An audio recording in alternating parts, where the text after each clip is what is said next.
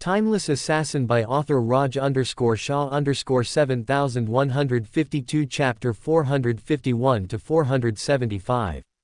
Chapter 451, First Blood. Lewis Hamilton Arena, the battlefield, Leo's POV.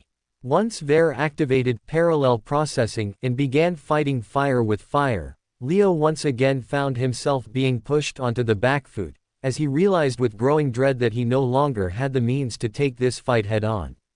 He's too fast, too precise. There are no obvious flaws in his fighting style. Everything from his striking balance to his footwork is elite. He's a pure fighter, with instincts no worse than my own. I can't win this head-on. I'm completely outclassed here, Leo admitted to himself, the confession landing like a punch to the gut. Not because he feared losing, but because his pride could not accept the fact that he was the weaker fighter in this bout. If I can't win head-on, then the only other option is to resort to tricks and experience. Leo thought, as after blocking Vare's latest attack, he stepped back instead of pushing forward, creating a small separation between them both. Mirror World. Vanish. Storm Flash Traverse. Astral Hook Bind. Leo activated 4 skills in seamless succession, starting with Mirror World to create a dozen clones and cloud Vare's field of view, overloading his spatial judgment, before instantly following it up with Vanish to slip out of reality's grip, severing his presence entirely from both the eye and Vare's senses. His true body, now unseen and unreadable, pivoted sharply through the veil of chaos, casting out Astral Hook Bind to latch onto Vare's form and limit his lateral movement, before coupling it with Storm Flash Traverse to launch himself forward in a precise, high-speed line of attack, aiming to reach Vare's blind spot and land a clean blow while Vare's processing power was still catching up. This was a maneuver he had come up after sparring countless times with Dumpy and Charles. As of all the moves in his disposal, only these 4 when used in succession, usually gave him the best odds of landing a blow. To his relief, the plan worked perfectly, as Vare faltered, not visibly, not foolishly, but subtly, in the smallest of hesitations that would have gone unnoticed by most, but to Leo, it was the stutter he had been praying for, the crack in composure caused not by panic but by precise sensory overload, as the sheer input of conflicting data interrupted his flow and allowed just enough room for Leo to land a strike. Slash. Leo's dagger lashed out, and a clean, thin line of red blossomed across Vare's cheek. It happened in the blink of an eye, the entire sequence barely spanning a second, as although Vare reacted in time to angle his head away from the attack and avoid a critical hit to his throat, what he failed to achieve was a completely clean dodge, as by the end, his cheek was still sliced open. What? It's SKYSHARDWHO draws the first blood.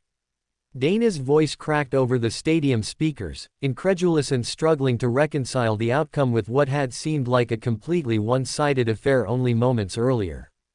What a combo by the Grandmaster, the speed, the execution, the strategic layering, it allowed him to breach the defenses of a transcendent tier opponent. Leo showing the entire cult that he's not just here to block, Joe added, his tone respectful. Although the cut is shallow, just the fact that he landed a blow is a victory in itself. Take a bow in front of this generational talent. Dana finished, as a massive cheer rose from the audience. Roar. Cheer. The collective sounds of the cheering audience rolled through the arena like a storm, not because they had sworn allegiance to Leo, nor because they detested Vare, but simply because they had seen something in Leo's unexpected counterattack that stirred within them an intense emotion. Yeah, get in there, Leo.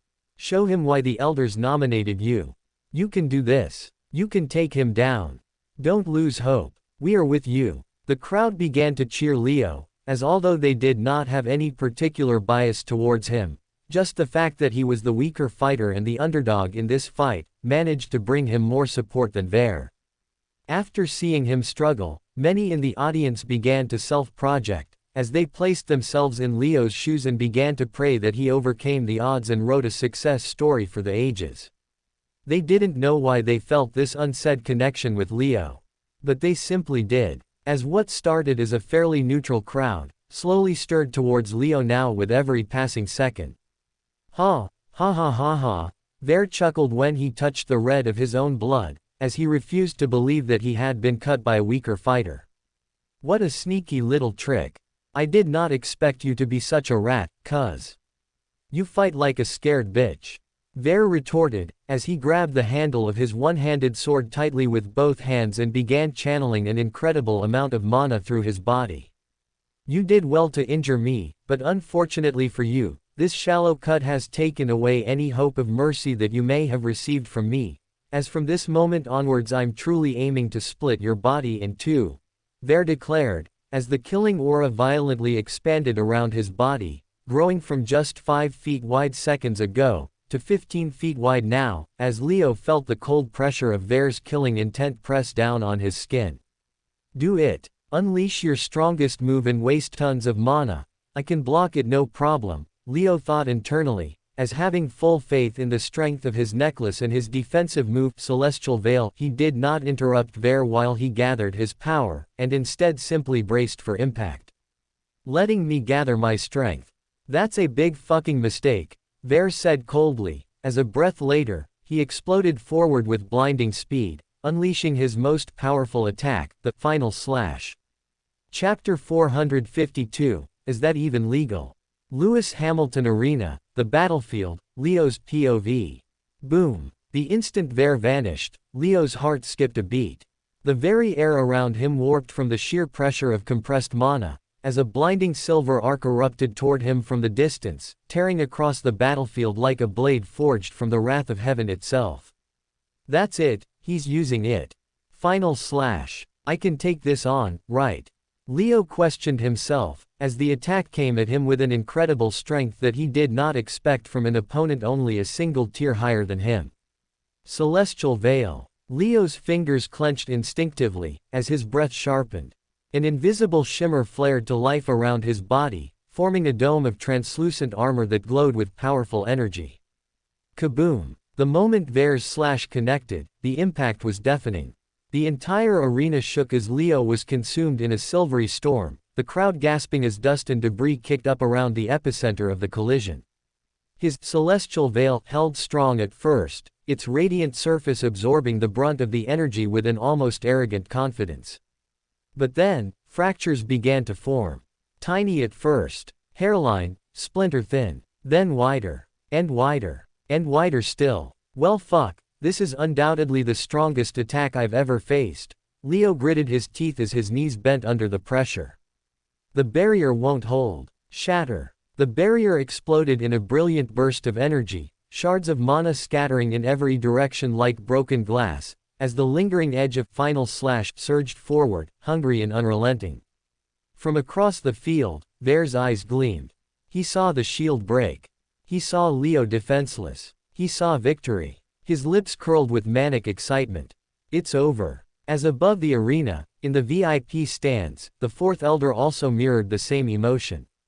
It's over. I've seen the boy split entire mountains with this move. Skyshard is going to be torn in half, the fourth elder said, as he leaned forward and gripped the arena railing with excitement, ready to jump into the battlefield and celebrate with Ver once the fight was over.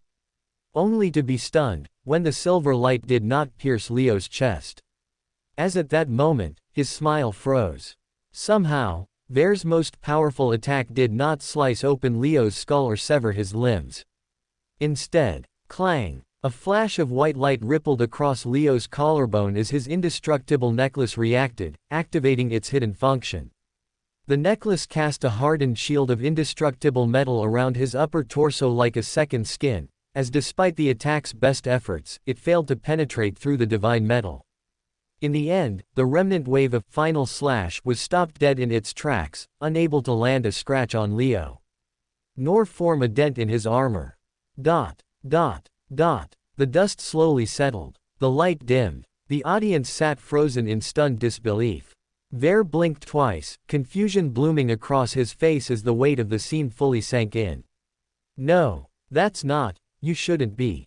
His fists clenched. His anger flared. You should be down on the floor choking on your own blood. What the fuck did you use to stop that? What is that liquid metal traveling across your body? Referee, is that even legal? He asked Max, who only nodded in approval, that it was indeed legal, as Ver let out a frustrated sigh. Sigh. More tricks cuz, disgusting fucking tricks.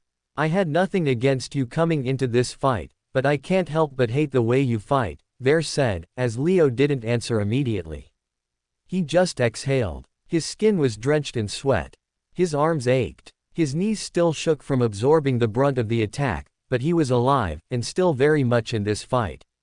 That was too close. The attack could have easily shattered my collarbone with how strong it was. Thankfully I reduced its force using celestial veil, or else I'd be toast. His eyes narrowed as he raised his gaze toward Ver. You seem disappointed, Leo said at last, his voice calm, though there was a slight rasp in it.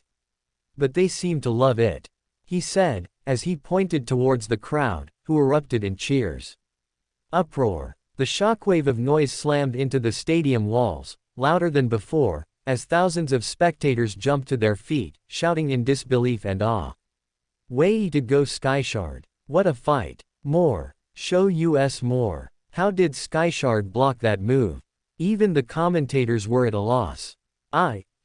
Ladies and gentlemen, I'm struggling to process what just happened, Dana stammered, eyes wide. That was final slash, a move ranked as one of the strongest offensive attacks within the cult's inventory, and Leo somehow survived it unharmed. By Lord, what is this kid made of? Joe added, voice hushed in disbelief.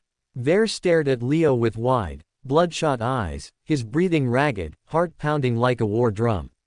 That attack was supposed to be his ultimate move, his finishing strike, the fruit of a month of relentless training, but now it was ruined. He had poured everything into that blow, and yet Leo still stood. Still alive, still fighting, and worst of all, he looked calm. Well, I've got to give it to you, when I came into this fight, I did not expect you to last so long against me. But now that you are, I can't help but feel absolutely delighted.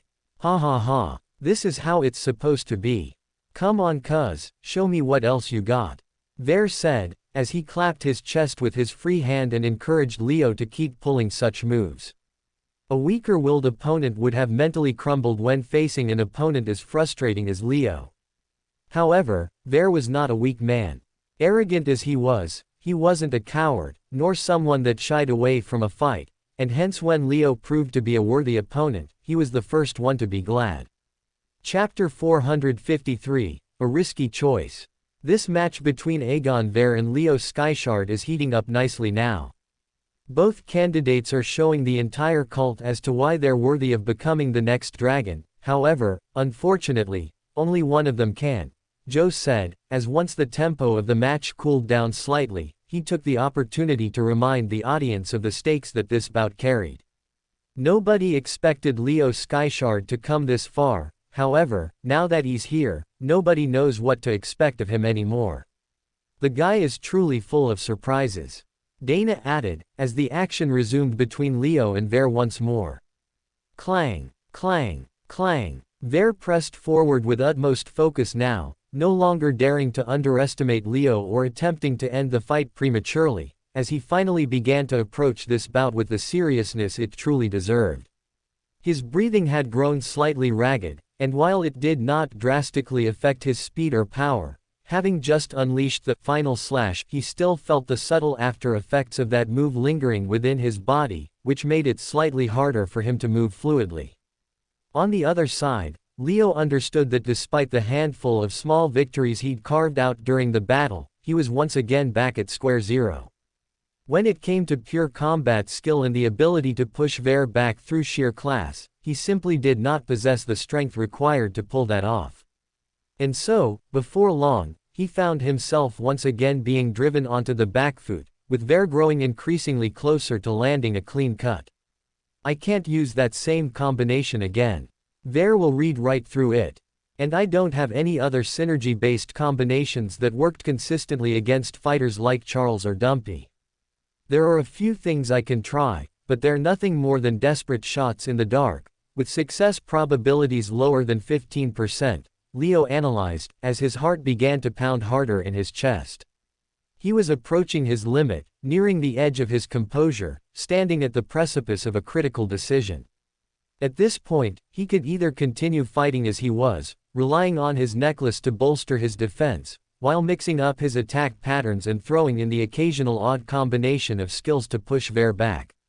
But even though such moves could impress the crowd or buy him a few lucky strikes, Leo knew that none of them had the power to finish the fight. Going down that road meant saving face, but also meant walking straight into the jaws of inevitable defeat when exhaustion finally robbed him of his footing. The only other option was to wager everything on unlocking intent, and abandoning the mental chains still weighing him down. It was a plan that could fail spectacularly, collapsing his momentum and leaving him vulnerable to being finished within 10 moves. Or, it could open the road to a proper victory. So after asking his heart what it truly wanted, Leo made his decision. He would put it all on the line, and take the riskier path. Fuck it, if I lose, but at least I'll know I did everything I could to win. I can live with that, Leo decided, as for the first time, he stopped defending with angled slashes that minimized his exposure, and instead shifted his feet apart into a wide, grounded stance, planting himself fully as he braced to take on everything Ver could throw his way, without dodging.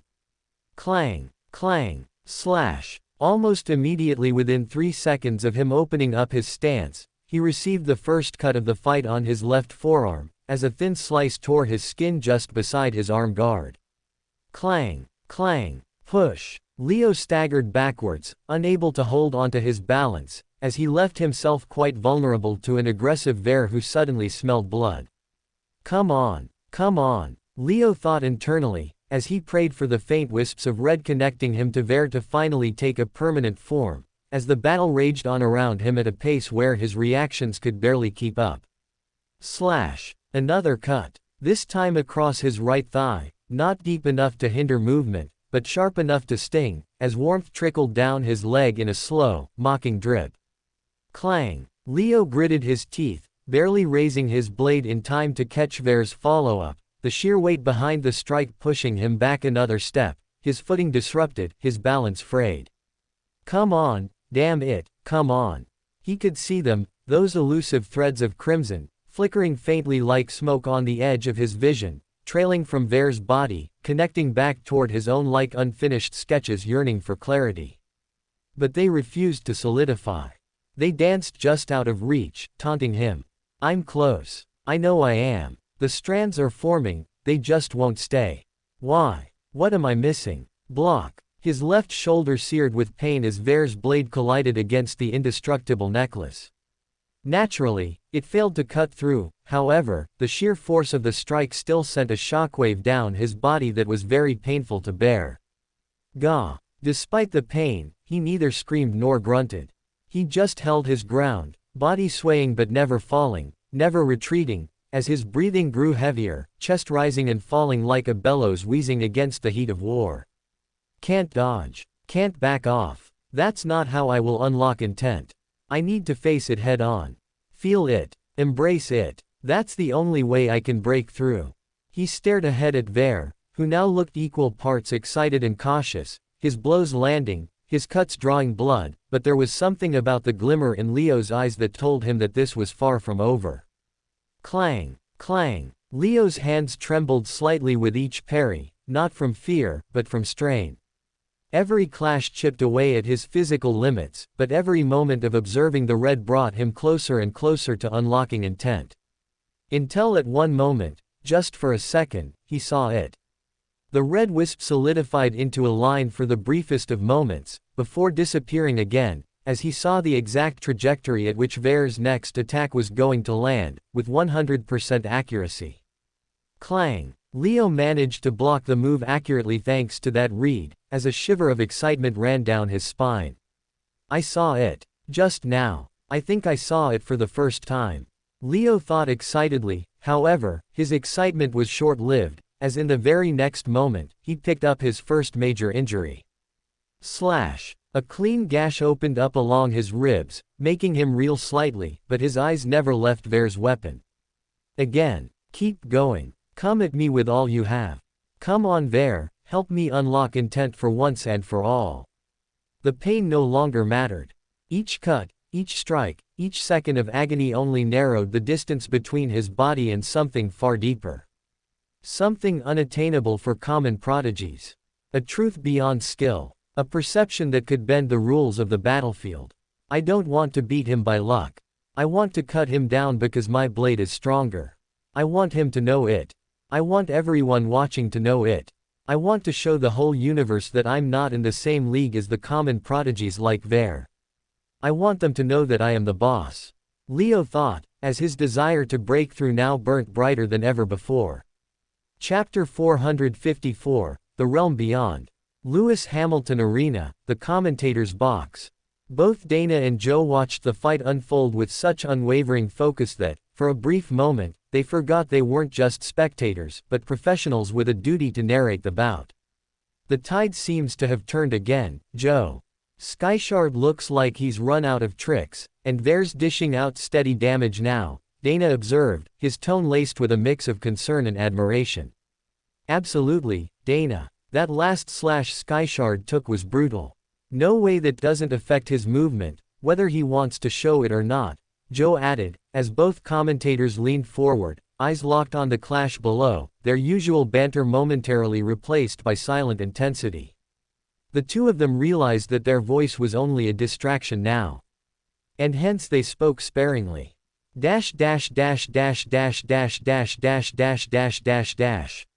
Meanwhile, back on planet Juxta, Charles's POV.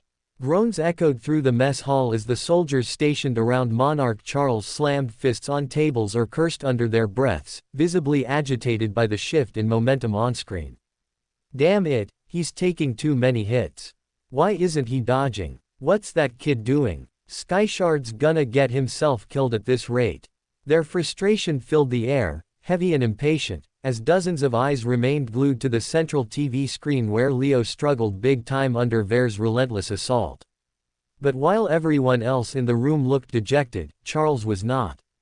The old monarch remained seated calmly, his expression unreadable, as he leaned slightly forward and took a long, measured drag from the fresh cigarette nestled between his fingers. That's right, boy. That's the only way you'll break through. You're going good. Unlike the others in the room, Charles did not see Leo being outmaneuvered, or him fighting recklessly. What he saw instead was Leo's resolve.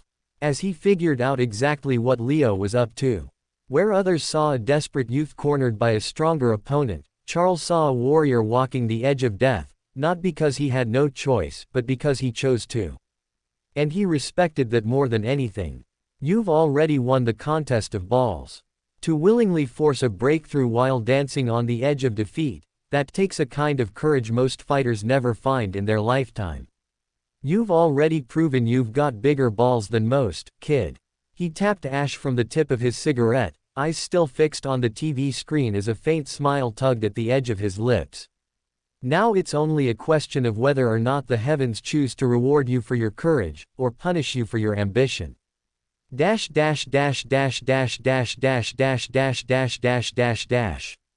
Meanwhile back on the battlefield. Clang, clang, slash. A few seconds passed since Leo saw the red mist solidify into a proper line for the first time. However, the same success eluded him again, as he took hit after hit after hit, chasing that fleeting feeling. This time the hit came across his chest, diagonal and shallow, but enough to leave a burning trail of pain that made his breath hitch. His feet skidded slightly across the platform, but he didn't stumble. He held firm. Block, parry, deflect. Every movement that he made came slower now. His limbs ached. His vision blurred at the edges. But his grip never loosened, and his eyes never left Ver's blade. Again. Keep going. I'm almost there, don't you fucking slow down now. Leo thought, as just then, as another strike carved across his bicep, blood spraying in a thin crimson arc. Something clicked. As in that moment, everything else faded away. The noise of the crowd. The blinding stadium lights. The blood dripping from his wounds. It was all gone. Gone as if the entire world around him had faded into shadow, not literally, but in a kind of selective blindness that erased everything non-essential from existence. Leaving only himself and Ver behind. The audience. The arena. The cult. The referee, they all faded into obscurity, leaving only the two of them facing off in an empty plain, where every breath felt louder than thunder, and every heartbeat echoed like a war drum. And then, he saw it. A solid red thread. It flowed from the tip of Ver's sword like a thread of crimson wool spun from blood and willpower, dancing through the air in a perfect arc, tracing the exact path of his next strike long before the blade ever moved. Leo raised his dagger. Block. His weapon met Ver's sword at the perfect angle, instinct and insight fused into one seamless motion. Block. Another strike came, and Leo made another effortless block as if he had lived through this sequence 100 times before. Block. The third strike arrived faster, sharper, more precise, but Leo was already there. His steel met Ver's again in a clean, decisive parry that required no guesswork, no gamble, no improvisation. Because for the first time, he wasn't reacting, he was seeing. He could see the exact trajectory of his opponent's attacks and place his blade precisely where it needed to be, without hesitation, without thought. This is it, this is the realm beyond aura understanding. He realized excitedly, as for the first time, he began to see what fighters like Charles and Soren saw on the regular. It wasn't mere perception, nor was it something as simple as premonition or sharpened reflex.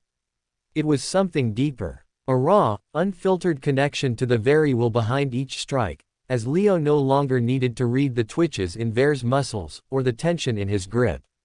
He could now perceive the intent before it became action, and could now see the blade's destination before it was ever drawn. So this is what it means to fight with intent, to see the red thread before it wraps around you. Leo finally understood, as when Ver attacked him yet again. Not only did he dodge the move by sidestepping it with ease, but he also launched an easy counterattack against Ver's exposed shoulder, his dagger carving through flesh, leaving a brutal wound that tore through Ver's upper arm, stunning everyone. Chapter 455, Asking the Difficult Questions. Ver looked absolutely stunned by Leo's sudden burst of sharpness, unable to comprehend what had just changed. Leo hadn't moved faster than before, nor had he activated any obvious skill. Yet something about him, the gleam in his eyes, the poise in his stance, the subtle shift in aura had fundamentally transformed. Drip, drip, blood trickled down Ver's shoulder, running along his arm and slipping off his fingers, as he watched Leo with renewed caution. His opponent stood bruised and battered, blood leaking through the gashes lining his frame. But the look in his eyes hadn't dimmed in the slightest. That same dangerous smile from the beginning of the fight still curled his lips, as if the pain had only sharpened his edge. Clang, dodge, slash. Once again, Ver pressed forward, aiming for a clean horizontal slash to Leo's side. But Leo blocked it easily with his left dagger, his movement fluid and timely. The follow-up swing at the knees was dodged with a light jump, as Leo twisted mid-air and carved a clean line across Ver's bicep, drawing yet another fountain of blood. Gah! Ver staggered back, completely stunned, his body burning with fresh pain, as the confusion of how Leo was suddenly faster unsettled him a lot. Nothing about Leo's physical prowess had changed. He was still slower. He still lacked the same explosive power. Yet somehow, he always arrived at the right place at the exact right time, as though every one of Ver's attacks had been telegraphed to him in advance. Ver couldn't explain it, couldn't understand it, because he wasn't seeing what Leo saw. Leo's POV. The world around him remained dim, not in color, but in presence. The crowd, the arena, the noise, none of it existed anymore. Only two things moved: his opponent and the red thread. The thread curved forward once more, bleeding from the edge of Ver's blade, looping high before aiming toward his injured thigh in a downward crescent. I see it, there it is again. Leo planted his heel, adjusted his stance, and swung his dagger to intercept the opponent's arc at the perfect moment. Clang! Their blades met exactly where they were supposed to, and Ver's eyes widened yet again. Leo didn't flinch. He stepped into Ver's open right side, dragging his other dagger across his ribs in a tight, arcing slice, not rushed, not frantic, just inevitable. Slash! He saw it all before it happened. The red thread danced before his eyes like a painted prophecy, and all he had to do was follow its guidance. Every attack, every swing, every shift in weight. It's all here, written in red. As long as I can see it, I can answer it, Leo thought, as the faint smile on his lips widened just a tad more. In contrast, Ver staggered back, eyes burning with disbelief, as if he had just seen a ghost dodge lightning. No, I need to figure out what Skyshard is up to before continuing my assault. His last few counters were not normal. Ver thought, clutching his bleeding side as he took a full step back, eyes narrowed with grim caution. For the first time in the duel, Ver chose not to attack. And with that single choice, Leo's rhythm faltered. The red thread vanished. No arc guided him. He saw no new openings to exploit. No divine guidance helping him. Leo's eyes sharpened as he stepped forward cautiously, blades raised with killing intent, yet the clarity that had carried him this far had completely evaporated. Where is it? Why can't I see it? He circled, attempting to bait an attack out of Ver, but the man's stance remained tight. Elbows tucked, feet rooted, every vital area shielded with textbook precision. He had no intention of striking first. Eventually, it was Leo who had to move. He lunged in with a low feint, followed by a real strike toward the ribs. Clang! Blocked. Ver swatted the attack aside with ease, as if batting away a fly. Leo tried again, flicking his wrist mid-swing to alter the angle. Clang! Blocked again, as despite his new attack attempt, the result remained the same. Without the thread guiding him, Leo lacked the raw speed or brute power to create an opening from thin air. So that's it. I only see the threads and have an advantage when he's the one trying to kill me. Not when I'm the one trying to kill him, Leo realized, as the moment Ver stopped playing Predator, his edge vanished. He now stood in a dead zone, a strange limbo where instinct and logic collided, but no threat appeared to tip the scale. But then, something shifted. He saw it. A faint red dot. A small, glowing smudge just above Ver's left hip. His eyes darted, as he saw a few more. Right shoulder. Inner knee. Side of the neck. They were isolated points, small, pulsing crimson blemishes that shimmered faintly with an unsaid promise. What are these? He didn't hesitate. Leo pivoted sharply and aimed straight for the red glowing spot on the hip. And the moment his dagger aligned with the glowing point, something clicked into place. A red thread sparked to life, not from Ver's weapon, but from his own blade. It curved like a tether of fate, stretching forward toward that exact weak point, its arc revealing not just the destination, but the perfect angle to slice clean through. Slash! The dagger tore through cloth and flesh, drawing a pained grunt as Ver staggered again. The red dot faded the moment impact landed. But two more flared up immediately. One on the collarbone, one behind the knee. These are the chinks, the gaps in his defense. Having unlocked intent, I don't just see how to survive, but also learn how to kill. Ver stumbled back, adjusting his footing, trying desperately to reinforce what little defense he had left. But it was too late. The tide had shifted again. And this time, it was Leo who was asking the difficult questions. Welcome to Fanfic Audiobook, your go-to place for immersive audiobooks. If you enjoy the content, don't forget to like the video and subscribe to our channel for more amazing stories. And please support the author by link in description. Chapter 456, No Room to Interfere. Lewis Hamilton Arena, the commentator's box. Oh my lord. Ladies and gentlemen, Leo Skyshard has suddenly upped the ante. He's raining blow after blow on Ver and the mighty transcendent warrior has no answers. Dana exclaimed, voice cracking with disbelief as he grabbed his own headset in shock. You're absolutely right, Dana. Just 2 minutes ago, Ver had the upper hand, but something seems to have flipped. Leo's reading him like an open book, Joe added, shaking his head in awe. This isn't just speed or strength. This is calculated brutality. What's going on though? How has there been such a huge shift in momentum?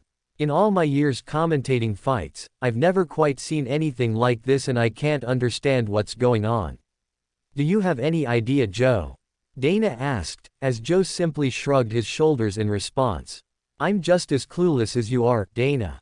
But whatever Leo Skyshard just unlocked, it's made him stronger than a transcendent tier warrior while still being a grandmaster. I don't think I need to explain just how monumental such a breakthrough might be. Joe said, unaware that in this very moment, he had just uttered one of the most iconic lines in combat history. Dash dash dash dash dash dash dash dash dash dash dash dash dash.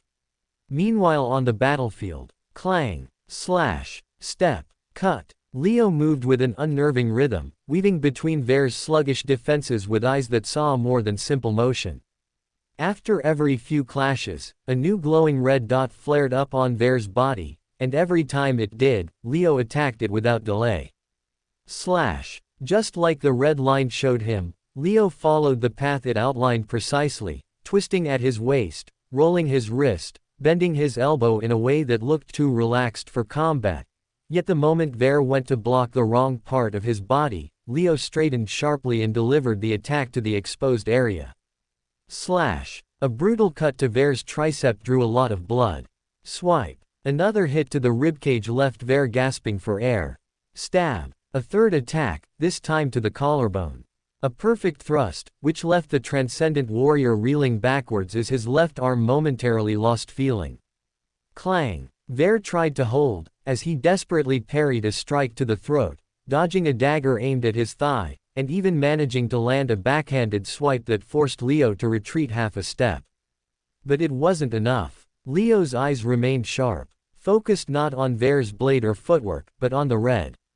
The crimson guide that danced between them like a living script of the fight. Slash, cut, jab, every blow that landed created more red dots. The more damage Vare took, the more his body began to betray him. And the more his defense faltered, the clearer the next target became. As soon, Leo saw another red dot. This time on the lower abdomen. Near the navel. A soft spot. A place Vare had no strength left to cover properly. Leo stepped in, feinted a high jab to force the arm upward. And then came the real strike. Swoosh. Slash. A devastating horizontal cut swept cleanly across Vare's gut, his armor offering no resistance as the blade ripped through the soft tissue underneath. OOOFFF. Vare gasped, staggering backward, a mess of blood soaking through his midsection as he clutched his stomach with both arms, breath shallow and uneven.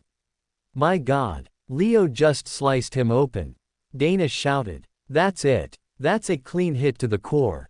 Vare's wide open. He's not just hurting him, Dana, he's psychologically humiliating him, Joe said quietly, stunned into a rare pause. Vare's in a world of trouble now. If he moves too sharply, his innards might spill. This is a huge turning point for this fight. Gasp, shock, isolated cheers. The crowd was stunned into silence for a heartbeat. And then, a thunderous wave of noise exploded through the arena.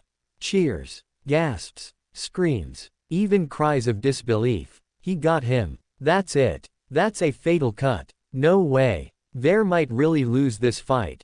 Some members of the audience said, as they watched on anxiously. Dash dash dash dash dash dash dash dash dash dash. Meanwhile, in the VIP stands.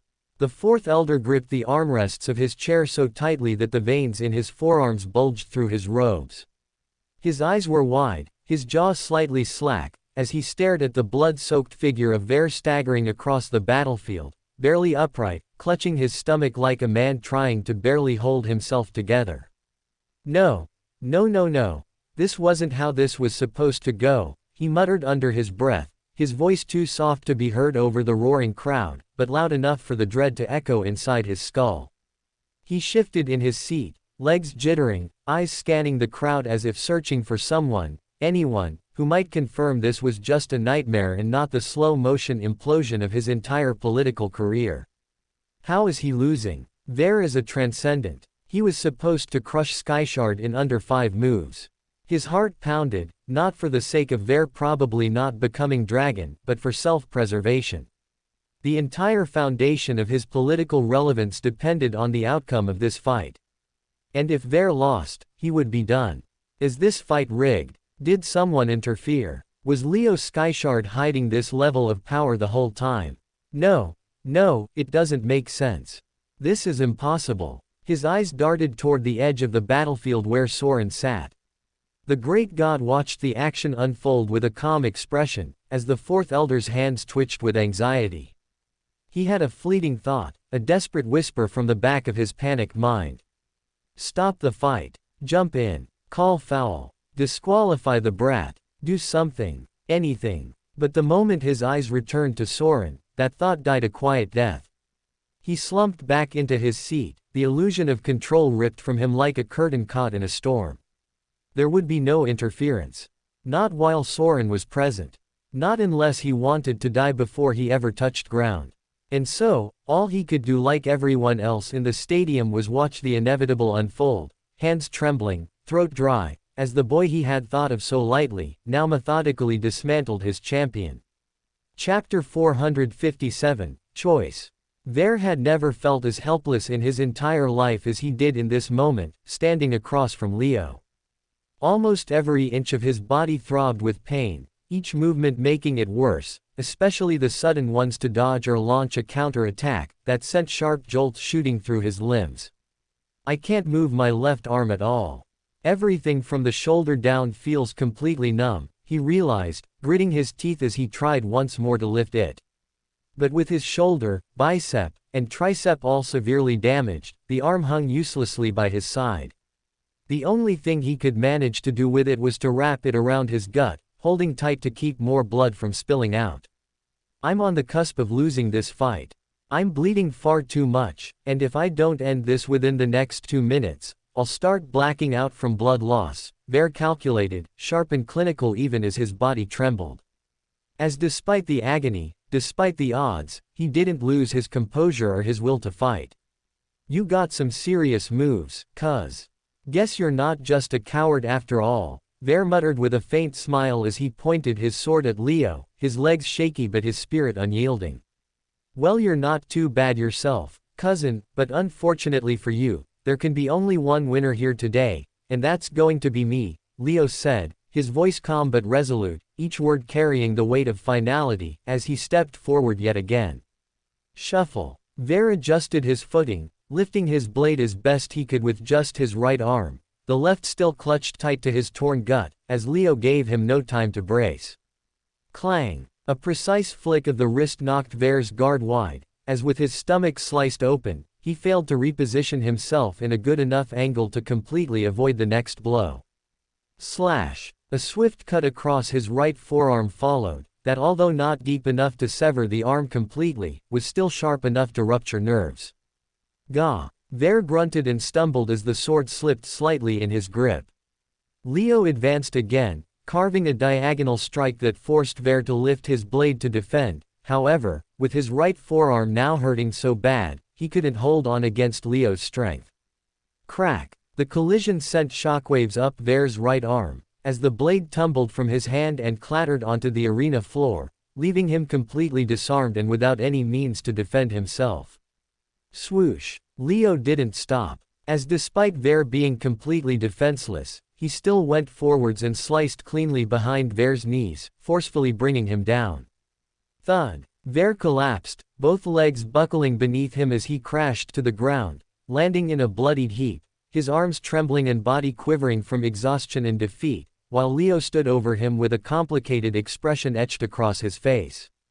Do you yield? Leo asked, his voice calm and firm, as he chose not to raise a dagger to his cousin's throat, which would instantly end the fight under legal rules. Instead, he offered the question plainly, as he gave Ver a choice in a moment where no real choices remained. Spit. Ver spat a thick mouthful of bloodied saliva onto the ground as he glared up at him with bloodshot eyes that burned ablaze with defiance. Oh, fuck you, cuz, he muttered, baring his crimson-stained teeth in a bitter grin, the barest shake of his head signaling his refusal. I was raised an orphan on the streets, he rasped, his voice frayed and hoarse. And the day I clawed my way out, I swore something to myself. No matter what happens, I'll never let myself down. Not ever. So even if I die right here, I won't yield. He drew in a painful breath, his entire body flinching at the motion.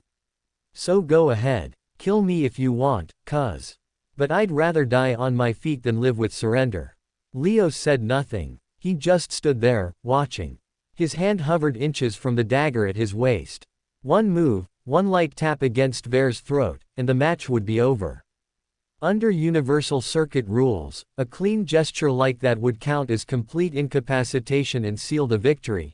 As just a few meters away, Max the referee stood in silence, eyes fixed on him, as he waited for the final blow to come. But Leo didn't move. He hesitated. Because somewhere deep in his chest, something pulled at him. Having achieved everything he set out to achieve in this fight, he now found himself facing the million MP question. Did he even wish to be Dragon? His gaze drifted, not to Max and not to Ver, but to the edge of the battlefield. To the one man who had sat in unbroken silence throughout the entire match.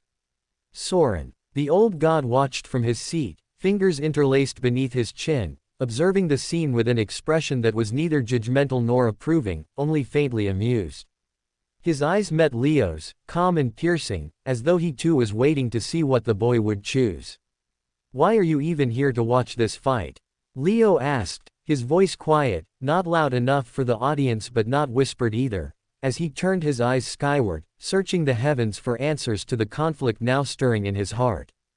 Because while he hated the idea of becoming this cult's holy messiah, a title that would chain him to the will of the Elders' Council like a puppet, he couldn't deny what he had seen in the eyes of the people. He couldn't ignore the faith the commoners of the cult placed in the dragon. It was, in its own twisted way, the closest thing to godhood without actually becoming divine. And whether he liked it or not, the way those people looked at the dragon was the same way they looked at Soren. With reverence. With devotion. With absolute belief. And now, they were ready to look at him the same way. He could become a god while being mortal. All he needed to do was to point his weapon and choose. Chapter 458, Decision. Juxta Military Base, Planet Juxta, Charles's POV. Charles watched the near-victorious Leo standing over his defenseless opponent with a barely contained smile, unable to help himself as a wide grin stretched across his face. You really did it, you pulled off a breakthrough mid-battle. What a crazy little bastard. Ha ha ha, he laughed softly to himself, while the mess hall around him erupted in absolute celebration. Holy shit. He's gonna win. I don't know how the commander trained him to beat a transcendent warrior while still being a grandmaster, but somehow he did it. So is he really going to become the next dragon? Are we seriously going to see the dragon training right here on our military base? Surely we can't be so blessed, right? The soldiers cheered wildly, their supposed neutrality forgotten in the face of pride and excitement, as they couldn't help but root for the candidate that was personally trained by their commander. But why isn't he ending it? What's the delay? Yeah, Aegon Ver already said he won't surrender, so he should just end it now. The murmurs turned into questions, voices tinted with growing impatience as Leo remained still. Despite half a minute having passed, he had yet to move, still looking toward the sky, then toward Soren, then down at Ver at his feet, his expression unreadable, his posture tense with thought, as if wrestling with a decision heavier than any blade. What's going on, Commander? Why's he not ending the fight? Doesn't the match conclude when a fighter points his weapon at an incapacitated opponent? One of the soldiers asked, turning to Charles. To which Charles responded with a booming, hearty laugh. Ha ha ha. Well, son, I don't know the boy well enough to tell you exactly what's going through his mind, Charles said, amusement fading into something more thoughtful as he leaned forward, but I've got a rough idea. The room quieted. All eyes turned from the screen toward the monarch. The boy is wondering right now whether or not he even wants to be the dragon. Whether he's worthy enough to carry that title on his shoulders, or whether Aegon Ver might be the better one to bear it. His voice was calm, but each word landed like a slow, heavy drumbeat. Being the dragon isn't just about being the best fighter out there. The dragon is the hope of our people. And that's a weight not everyone can carry. A hush fell over the mess hall as the implications began to set in. For the first time, the soldiers realized that the prize for winning this match was far more than glory or gear. It was the right, and the burden, to carry the title of dragon. Imagine having your every move broadcasted to the masses daily. Imagine being in a foul mood and talking sharply to a commoner. If you or I do it, nobody cares.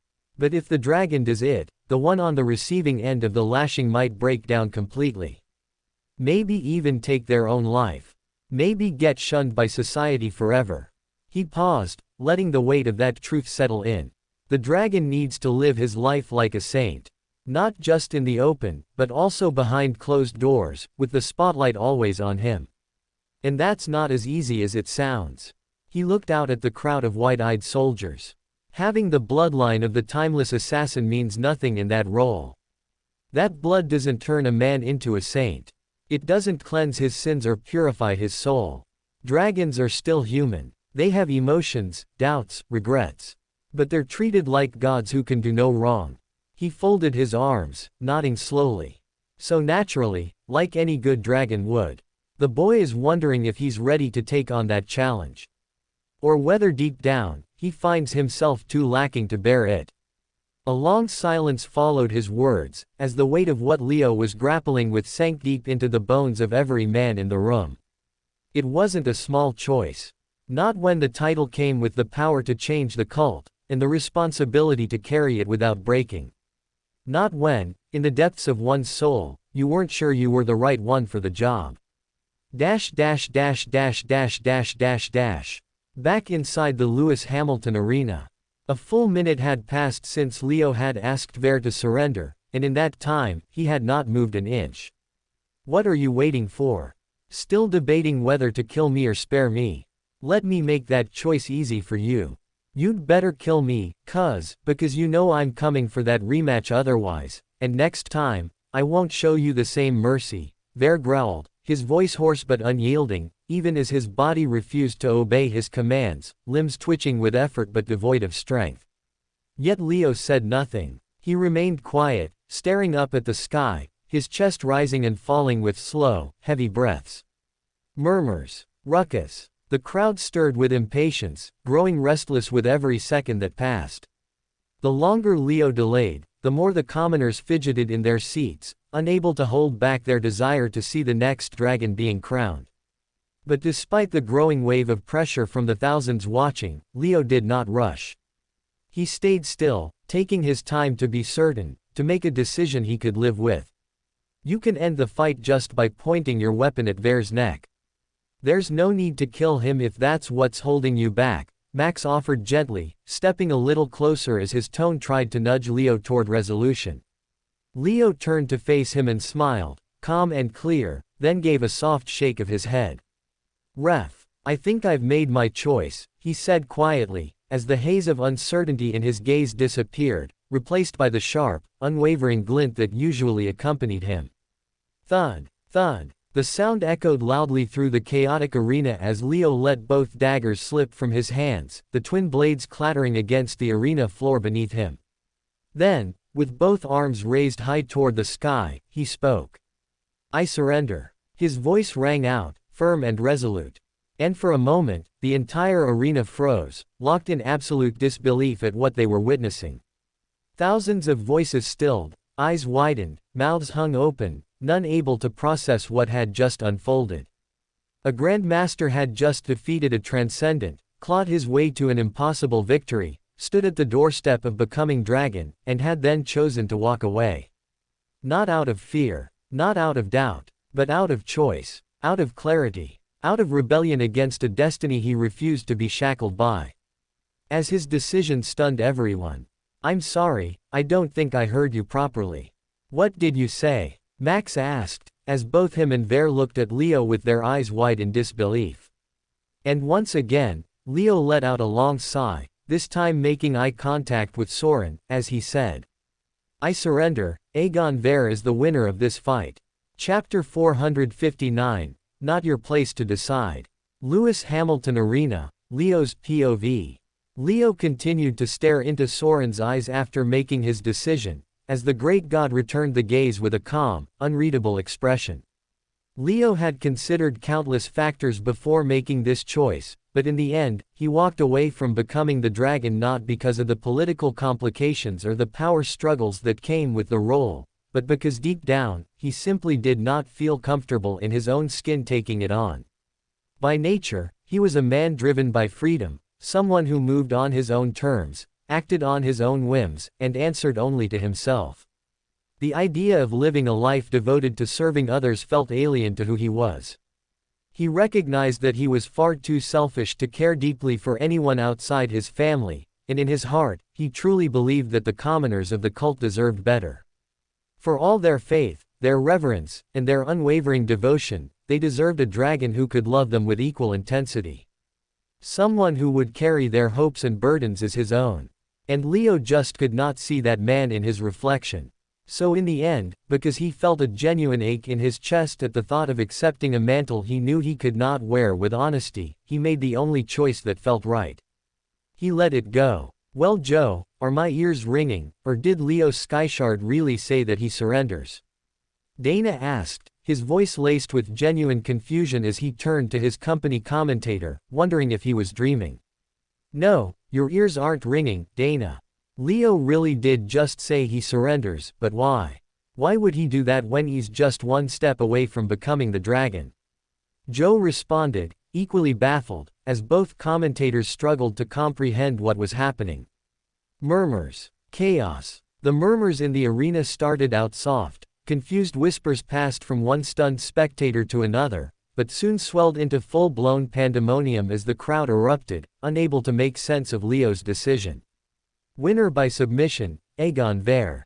The referee finally declared, raising Ver's hand in victory while helping him stand, though the young warrior still looked too stunned to celebrate. Meanwhile, Leo turned and began walking back toward the warm-up room. Wait, Ver shouted, his voice cracking as he caught sight of Leo leaving.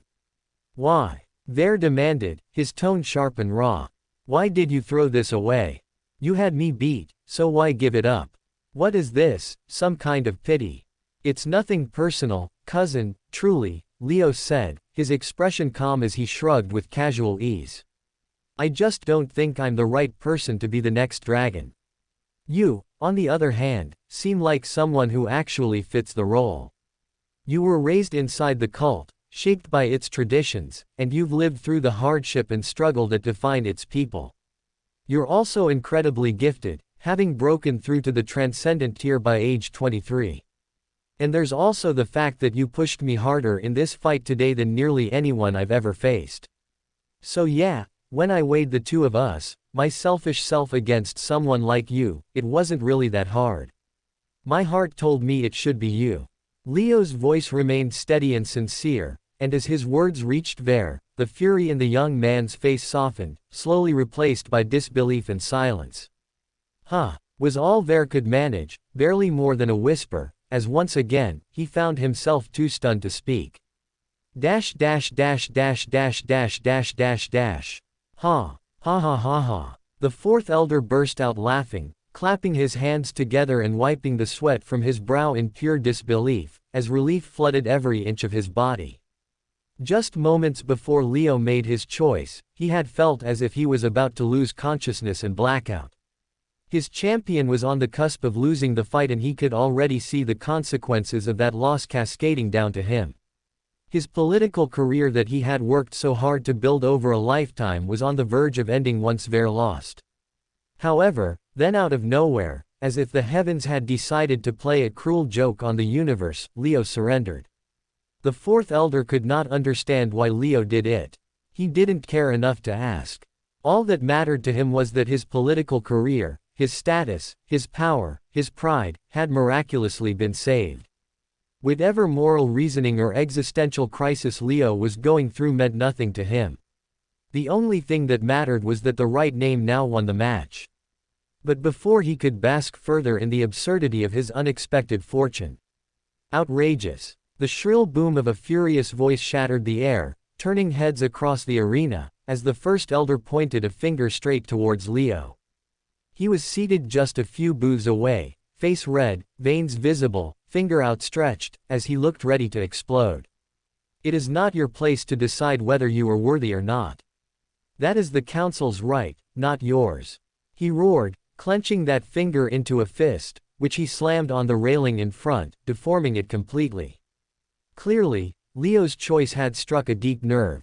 But before the first elder could rant any further, before his indignation could erupt into a full tirade, Soren shifted. He didn't rise. He didn't speak. He simply lifted the smallest finger from the armrest of his makeshift stone throne. And in that instant, an invisible pressure surged across the entire arena. The atmosphere collapsed into a crushing stillness, thick and suffocating, as if the air itself had been bound in chains. Every breath got caught. Every whisper died. Every movement stopped. The divine weight of Soren's presence descended without warning, silencing thousands, freezing even the elders where they sat. All eyes turned to the one being who didn't need to speak to command obedience. Soren looked forward, eyes calm, his little finger still raised. And without a single word, he turned the roaring Colosseum into a cathedral of silence. As only then, with the weight of all eyes upon him, did Soren finally speak. Chapter 460, The Substitute. Lewis Hamilton Arena, Soren's POV. Soren cast a calm glance toward the first elder before shifting his gaze slowly across the arena crowd. When he finally spoke, his voice carried a heavy stillness, and his words came at a deliberately slow pace. The stakes of this match were established well in advance. And since this boy has chosen to forfeit the fight, Aegon Ver will ascend as the cult's next dragon. That decision is final. His voice left no room for doubt, and none in the arena dared to question his authority. As for Leo Skyshard's claim that he is unworthy or unprepared to shoulder the title of dragon, I disagree. I watched the entire battle. I observed every decision he made, every moment of hesitation, every burst of courage. And based on what I saw, I am convinced that he does possess the qualities needed to be the dragon. However, since he currently lacks the confidence to carry that role, here's what I've decided. Leo Skyshard will continue his training under Vice Sect Master Charles, learning the ropes of the military under him whenever Dragon Ver is dispatched on official missions. While on all other times, he is to receive the same resources, access, and education as the dragon himself, including the cult's most guarded techniques, those typically reserved only for the dragon or the heir to the sect master's throne. His performance today makes it clear that he is far too gifted for the cult to ignore his future growth. He must be shaped into the strongest version of himself that we can produce. But such support must also come with responsibility. And so, we will hold Leo accountable. If Aegon Ver fulfills his duty without incident, serving with distinction and surviving the challenges of the role as expected, then Leo Skyshard will follow a parallel path within the military. Under the guidance of Monarch Charles, he will gradually rise through the ranks and, over time, ascend to the position of Vice Sect Master. However, should fate take an unfortunate turn and should Ver, for any unfortunate reason fall in battle or meet with a tragedy, then from the very next day, Leo Skyshard will inherit the mantle of dragon without delay or deliberation. In other words, he is to be trained and prepared as the designated substitute for both positions, the Vice Sect Master of tomorrow, and the emergency dragon should the need ever arise. Soren concluded, his tone as calm at the end as it was at the start. Silence clung to the arena like a suffocating fog, thick and unmoving, as thousands sat frozen, unable to fully grasp the weight of what had just been declared. And amidst that sea of stillness, Leo's eyes widened. This was not the outcome he had intended when he chose to surrender. He had not walked away from the dragon's crown to be handed its shadow. He had hoped to disappear quietly back into a life of freedom, to train at his own pace, to explore his power without responsibility anchoring his every step. But instead, he had been placed directly into the very path he was trying to avoid. He wasn't the dragon, but he was now its ghost. The one standing just behind the throne, waiting for tragedy to hand him the crown whether he wanted it or not. He wasn't free. He was on call. The spotlight he had tried to dodge had simply been angled differently. He would be followed, watched, and scrutinized with just as much intensity as Ver, because now he was the cult's emergency heir, its backup plan, its unspoken safeguard. The crowd didn't cheer. The elders didn't speak. Even the announcers couldn't find the words to fill the air. It was as if the entire arena had been turned into a grand theater where the final twist had rendered the audience speechless. The only sound that Leo could hear was the one of his own laborious breath, as he looked towards Soren in confusion. However, the great god never met his gaze. In the end, after a few quiet seconds had passed since delivering his verdict, Soren vanished from his stone throne without so much as a ripple in the air. There was no flash of light, no sound, no grand farewell. He simply ceased to be there, disappearing without ceremony, leaving the elders, Leo, Ver, and the stunned audience to grapple with the weight of his decision on their own.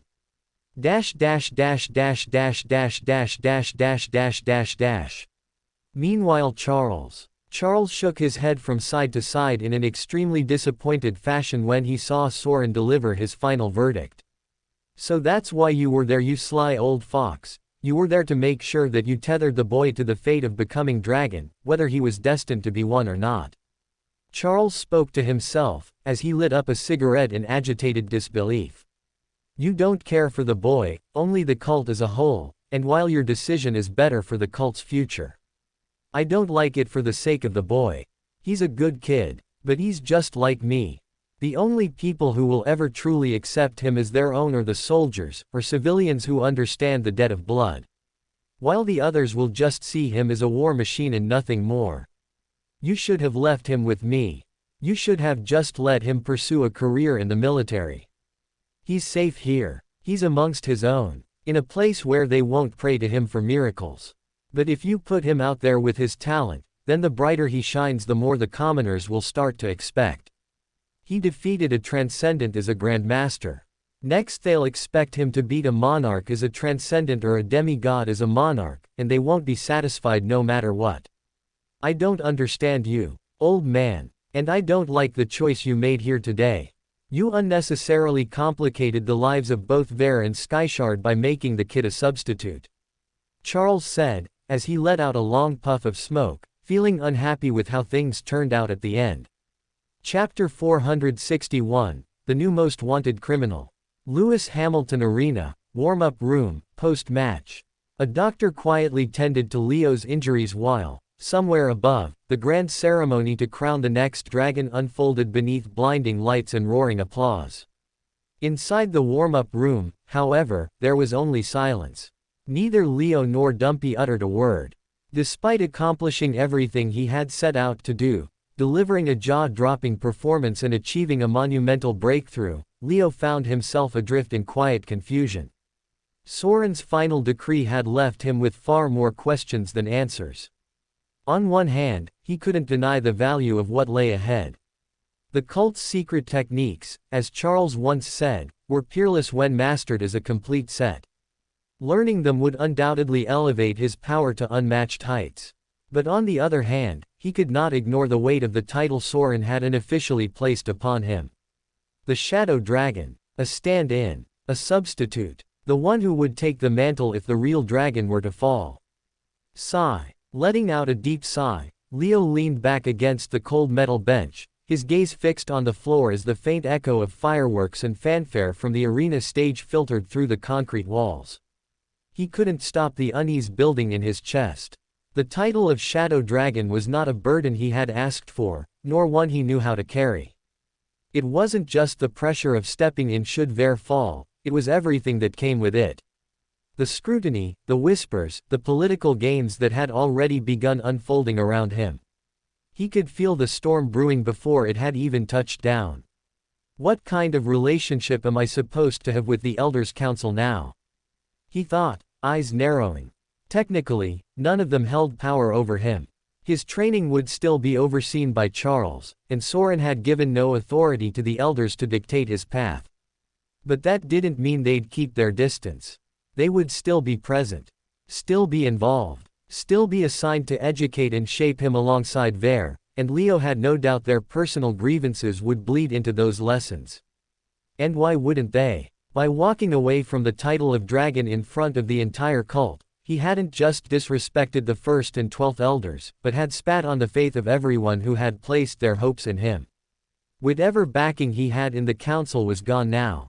The first elder's camp, furious at his refusal, The 12th elder, surely humiliated by the public fallout. And Ver's sighed. There was no place for him there either.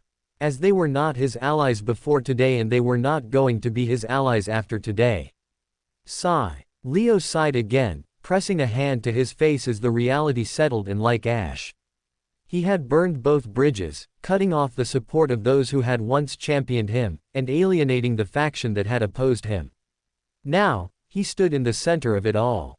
Alone. Neither friend nor enemy. Neither their new dragon nor a common civilian. Just a substitute. Trapped in a role no one would envy, and few would forgive. Dash dash dash dash dash dash dash dash dash dash dash dash dash dash. Meanwhile, at the center of the arena. Despite being bloodied and bruised, Aegon was quickly draped in ceremonial white robes and made to stand tall for the audience, as his official coronation ceremony began. An ancient hat carved from dragonbone was brought forward by one of the cult's ceremonial priests, as it glistened under the golden floodlights, its ivory surface smooth and circular, with 12 thin slots carved into its band to hold the sacred feathers that signified the dragon's bond to the elders, council. The audience remained respectfully silent, watching with bated breath as the first elder stepped forward from his booth, clutching a long feather dyed in brilliant white and traced with faint silver, as he raised it before the crowd and uttered a brief prayer, before gently slotting it into the crown and retreating back to his position. The second elder followed not long after, moving with slow grace and carrying a feather stained in deep ocean blue, a color reserved for wisdom and measured authority, as he inserted it beside the first and gave Aegon a small nod, while the crowd remained still, caught in the gravity of the moment. One by one, each of the 12 elders came forth with their offerings, feathers dyed in red, green, gold, ash gray and other sacred hues, each representing a core virtue the dragon was expected to uphold, such as resolve, duty, sacrifice, strength, humility, and foresight. As with each feather added, the crown grew not in weight, but in meaning, while Aegon remained still as stone, his eyes fixed forward, blood still dried across his cheek. When the final elder, Lord 12th, placed the last feather into the center slot, the arena seemed to hold its breath, as the ivory crown shimmered faintly under the light, the feathers softly rustling from an unseen wind, as if awakened by the moment. Aegon slowly lowered his head then, as the priest stepped up and gently placed the crown onto it, adjusting the fit before stepping away with a respectful bow. And finally, Dana's voice echoed across the arena, loud and clear, as his words cut through the silence like thunder across the valley. By the will of the elders, council, and under the divine gaze of the great god Sorin, the cult of Ascension declares Aegon Ver as the dragon of this generation.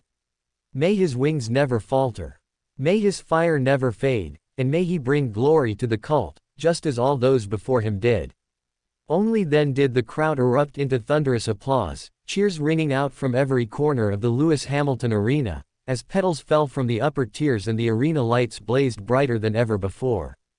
Aegon stood beneath it all, his crown gleaming, his fists clenched, and his face a canvas of emotion he refused to reveal, as the press cameras shuddered, and a photo of the new #1 most wanted criminal in the universe was born. End of Volume 4. Chapter 462, The News Breaks Out. Timeless Assassin Volume 5, Chasing a Shadow. Dash dash dash dash dash dash dash dash dash. It has never mattered who sits on the throne, only who appears to sit on the throne. Symbols rule far more effectively than swords. And if you can birth a symbol so divine, so immaculate, that entire systems orbit his shadow, then it no longer matters whether he can fight, think, or even speak. All that matters is that his image survives, long enough for others to kill in his name. Supreme Historian Valar Varn, Anatomy of Empire, 6th Cycle Edition. Dash dash dash dash dash dash dash dash dash dash dash dash dash. The news of Ver becoming the next dragon broke first on the Outer Rim. Small neutral colonies on the edges of cult-regulated space received the broadcast of his crowning moment around dawn, as netizens quietly took photos and quickly posted it onto their Galax.net feeds. At first, it looked like a prank, just a photo of some youngster being felicitated. A young man standing tall in ceremonial robes, head tilted slightly, eyes cold and unblinking, staring straight into the lens with the sharp stillness of someone unbothered by consequence. But then the caption came. Aegon Ver, heir of a forbidden bloodline. The next dragon of the cult of ascension. Within 4 hours, the post had been copied, clipped, reposted, translated, watermarked, and interpreted 1,000 different ways. Within 6, it hit the first righteous faction colony. And within 24, his face was everywhere. Across cities layered in skyscrapers and megatowers, across farms built atop asteroid belts and hollow moons, across universities, military academies, council chambers, street cafes and orphanage walls, the image had spread everywhere. His portrait flickered behind news anchors, scrolled across government-issued bulletins, and pulsed from personal devices with the urgency of a natural disaster warning. Ver hadn't yet lifted a weapon. He hadn't issued a single command. But the reaction to his crowning was instant and universal. The righteous faction's propaganda machine came alive like a starship engine roaring to full thrust. Talk show panels convened emergency episodes. Retired generals were called in for comment. Religious leaders invoked ancient texts. Political ministers promised sweeping crackdowns on cultist sympathizers. And on every screen, one truth remained unchanged: the boy in the photo was already the enemy. "We must eliminate this threat before it blossoms," said retired Commander Zeta during a broadcast seen by over 90 billion citizens. "This is not a weak child. This is not a harmless student. This is a boy who, according to our sources, has reached the transcendent tier at the young age of 23. He's a monster, a symbol of hope, and symbols like him must be shattered before they inspire." Ver's face was pinned on billboards beside the words "Public Enemy Number 1. His image was edited with horns, with blood-red eyes, with cracked skin and fangs.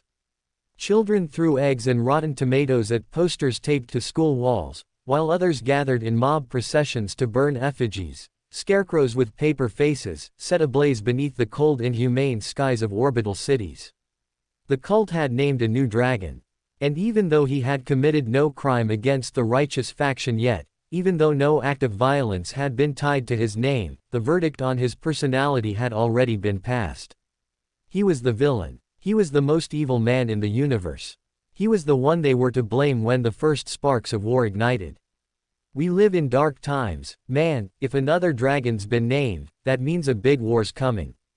Our fathers haven't seen a real conflict in their youth, but we're supposed to carry one on our backs in our 20s. Man, that's fucked." The teenagers and young adults talked amongst themselves. Some laughed it off with bravado. Others fell quiet. But all of them felt it. The tide was shifting. The peace was cracking. And soon, another conflict with the cult was bound to start. Dash dash dash dash dash dash dash dash dash dash dash dash dash. Meanwhile, inside the Mew clan, the Mew family patriarch, Mew Jonlong. Mew Jonlong read the news of Aegon Ver being named dragon alongside his morning tea, as the rising steam from the cup curled lazily toward the ceiling while sunlight spilled across the polished marble tiles of his private chamber. His fingers flipped through the dense reports sent by the universal government with quiet precision, not lingering on the grand headline that had sent the galaxy into a frenzy, but settling instead on the fine print that most others did not have access to.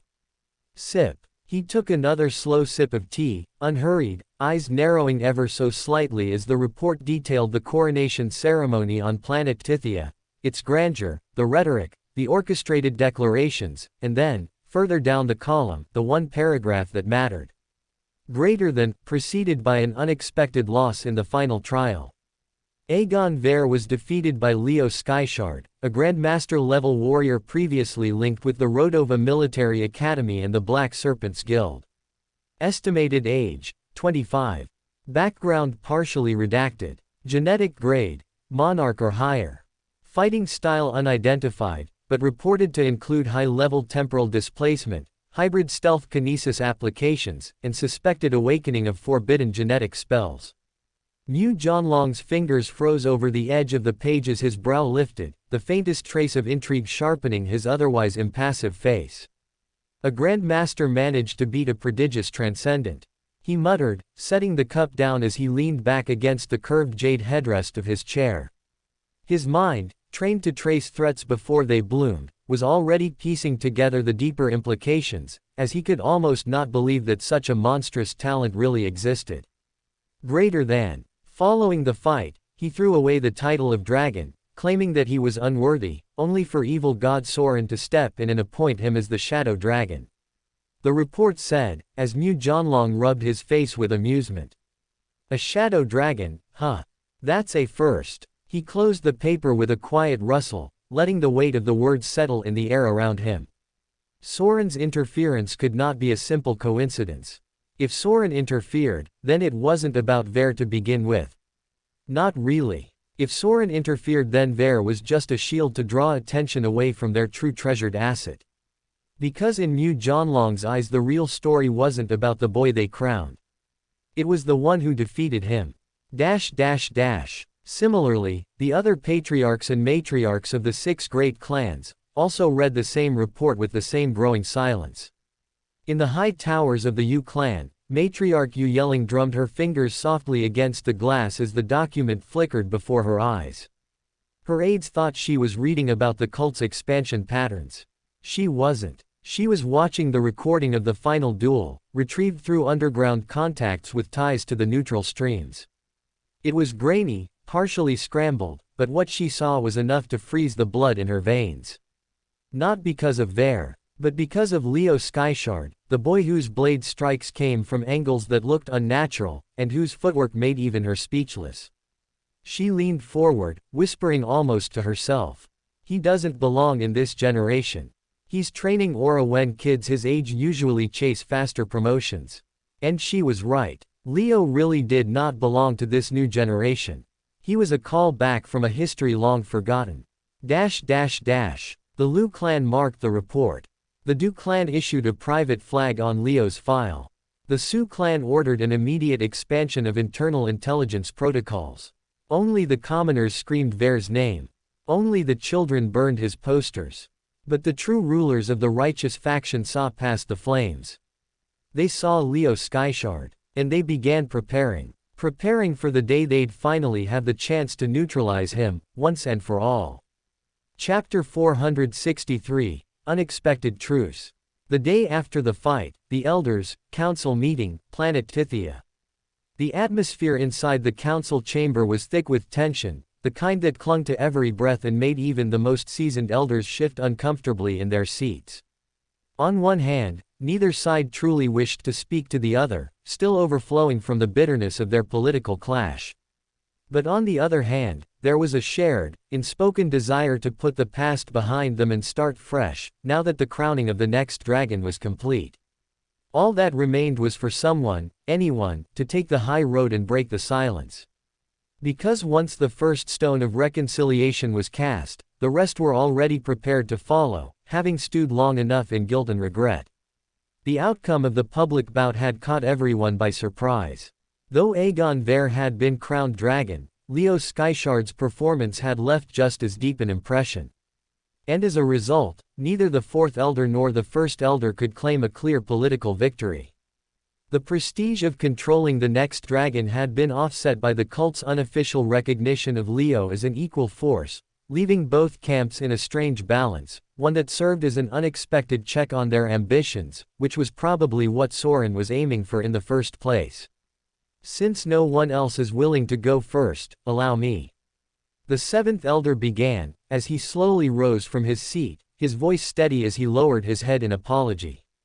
First elder. I am deeply sorry for how I conducted myself during the last council meeting. I allowed personal ambition to cloud my judgment. I made a decision not for the betterment of the cult, but to secure my own political gain, and that is something I deeply regret. It's a mistake that I vow to not repeat again. He paused, letting the silence settle. From this day onward, I withdraw from bloc politics entirely. I will act only in the interest of the people I govern, and nothing more.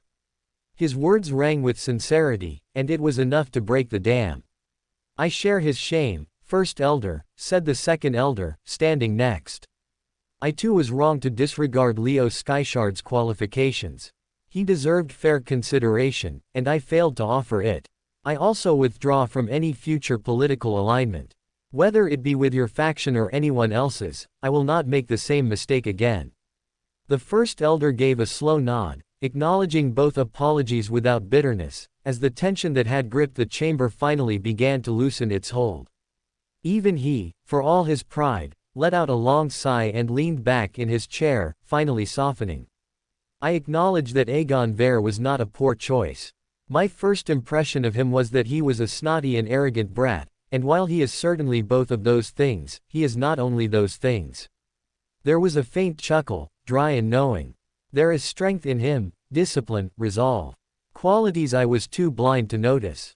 Perhaps if I had taken the time to truly understand the boy, to see past his surface, I would not have passed such a biased judgment." He looked around, his tone shifting to something firmer. "That said, my frustration has not vanished. I am still angry at how casually some among us chose to break protocol. The cult has its rules for a reason. Without them, we are nothing. This council's division led to an unnecessary spectacle, one that aired our internal power struggles to the entire universe.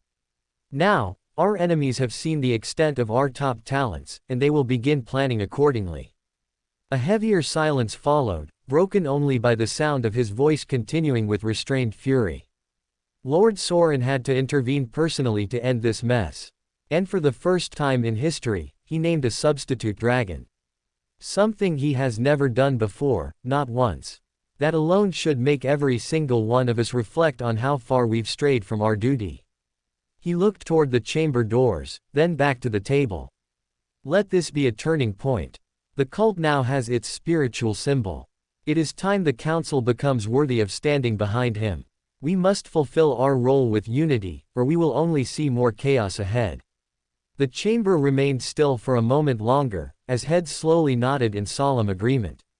All except one. The fourth elder remained motionless, his head lowered, hands tightly clasped in his lap, as shame weighed down on him heavier than any words could. For now, that alone was punishment enough. He understood better than anyone that he had only survived the political reckoning because Leo, for reasons still unclear to him, had chosen to surrender. Had Leo continued the fight, had he claimed the title outright, then half the elders seated around this table, including himself, would have lost everything. Their influence, their status, their seats. And so, the fourth elder kept his eyes down throughout the meeting, not once daring to look up or speak. "As per tradition, their training will begin next week," the first elder declared, breaking the silence. "We shall send them to planet Vorthas first, where they will study under the 12th elder. From there, they will move across the other training worlds as they continue to master their skills." He paused briefly, allowing the others to digest the schedule. If everything proceeds without interruption, both candidates should be able to achieve at least basic mastery in all 12 core techniques of the cult within the next 3 years. The other elders nodded one after another, their expressions now more focused, the earlier tension finally dissolving into structure and duty. "Meanwhile, once this meeting concludes, I expect each of you to submit a written recommendation outlining what our new dragon's first ceremonial mission should be." The first elder's tone remained calm, but purposeful. He needs a proper debut within the cult. A visible operation. A chance to begin assembling his own army and laying the groundwork for his leadership. He folded his hands, eyes sweeping across the table. Logistics must be handled, his base must be set up, and the infrastructure around his command must be established. "Let's finalize these administrative details today so that our dragon may begin gathering his bannermen without delay." Chairs shifted as the elders straightened up, pulling out their notepads and pens, their minds turning at once toward structure, planning, and execution. The political storm had passed, and now the machine of the cult returned to motion. Chapter 464, The End of an Era. While the news about Aegon Ver being named as the next dragon dominated the media cycles, covering everything from page 1 to 3 of most major newspapers. Back on page 4 was another important story. Breaking. Black Serpents Guild officially disbanded. By Rima Kotra, Galactic Herald, pg. 4. In what analysts are calling the most decisive state-led crackdown in recent years, the Universal Government has officially dissolved the Black Serpents Guild following their refusal to comply with a classified order pertaining to an artifact of strategic relevance. Sources close to the Galactic Herald confirm that the artifact in question was a divine scroll that was obtained from the dead body of the previous evil dragon Noah and belonged to the evil cult. Timeline of tensions. Day 1. Universal Government issued a classified demand to the Black Serpents, requesting immediate transfer of the evil cult's scroll. Day 2. Black Serpents respond with a thinly veiled threat, implying that refusal to back off by the government may result in the scroll being gifted to the evil cult. Day 3. Universal Government initiates Operation Fanglock under the capable supervision of Commander Entrail.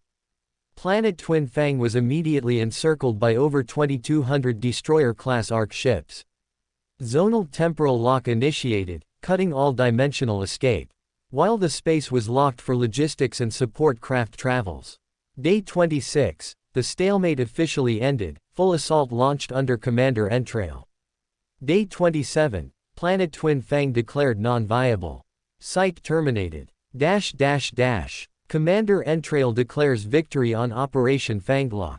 You don't threaten the Universal Government with threats of allying with the evil cult and expect a negotiation. Commander Entrail, post-strike debrief. In a televised address that lasted under 90 seconds, Commander Entrail confirmed the successful dismantling of the Black Serpents Guild, declaring that the scroll is now under full universal custody. When asked about the use of planetary destruction protocols, Entrail simply responded. They were warned. They gambled. They lost. Casualty report. Key serpents executed in Purge. By Jarvan Holt, Righteous Times, pg. 4, Column 3. Multiple sources confirm the confirmed deaths of Vice Guildmaster Antonio, Operations Director Sevnar, and War Strategist Michael Ore, all eliminated during a precision incursion preceding the orbital strike. Guildmaster Dupravel Nuna remains missing, with several intelligence reports suggesting he may have been extracted moments before the attack, possibly through an unauthorized evac channel. Search for the criminal is currently ongoing. Editorial. An era ends in fire. By K. Wise Valden, Independent Sentinel. For decades, the Black Serpents sat on the top of all reputable guilds of the Righteous faction, neither fully under the thumb of the Universal Government, nor fully outside it. They thrived on ambiguity, sheltering dangerous knowledge under the veil of self-policed neutrality. But neutrality is not loyalty. And when they chose to blackmail the very empire that once tolerated them, they wrote their own ending. Whatever secrets the evil cult scroll once held, they now belong to the machine of government. And the serpents, they now belong to history. Public opinion mixed. They deserved it, vs. That could have been us. Compiled Vox Pop, Galax Street Live. The serpents should have handed the damn scroll over. You don't mess with maniacs like Commander Entrail. Reese Helmer, Rodova graduate. They told us for years Twin Fang was untouchable. Turns out no one is. Vena Tall, urban reporter. Kinda scary, though. I mean, just wiped a whole planet like that. Is this what the government's willing to do now? Anonymous student, Genevaris Academy. Former guild properties seized, members blacklisted.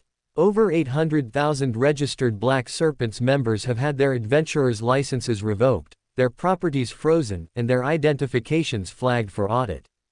All surviving members have been given 48 hours to either register under approved new Righteous faction guilds or face legal action under Intergalactic Article 417b, failure to dismantle. End of report, pg. 4. The Black Serpents were no more. The Universal Government had made its statement, loud, decisive, and absolute. Any faction that dared overplay its hand would face consequences far beyond negotiation. Their tolerance had limits. And this event made one thing clear: rebellion, even under the guise of autonomy, would not be entertained.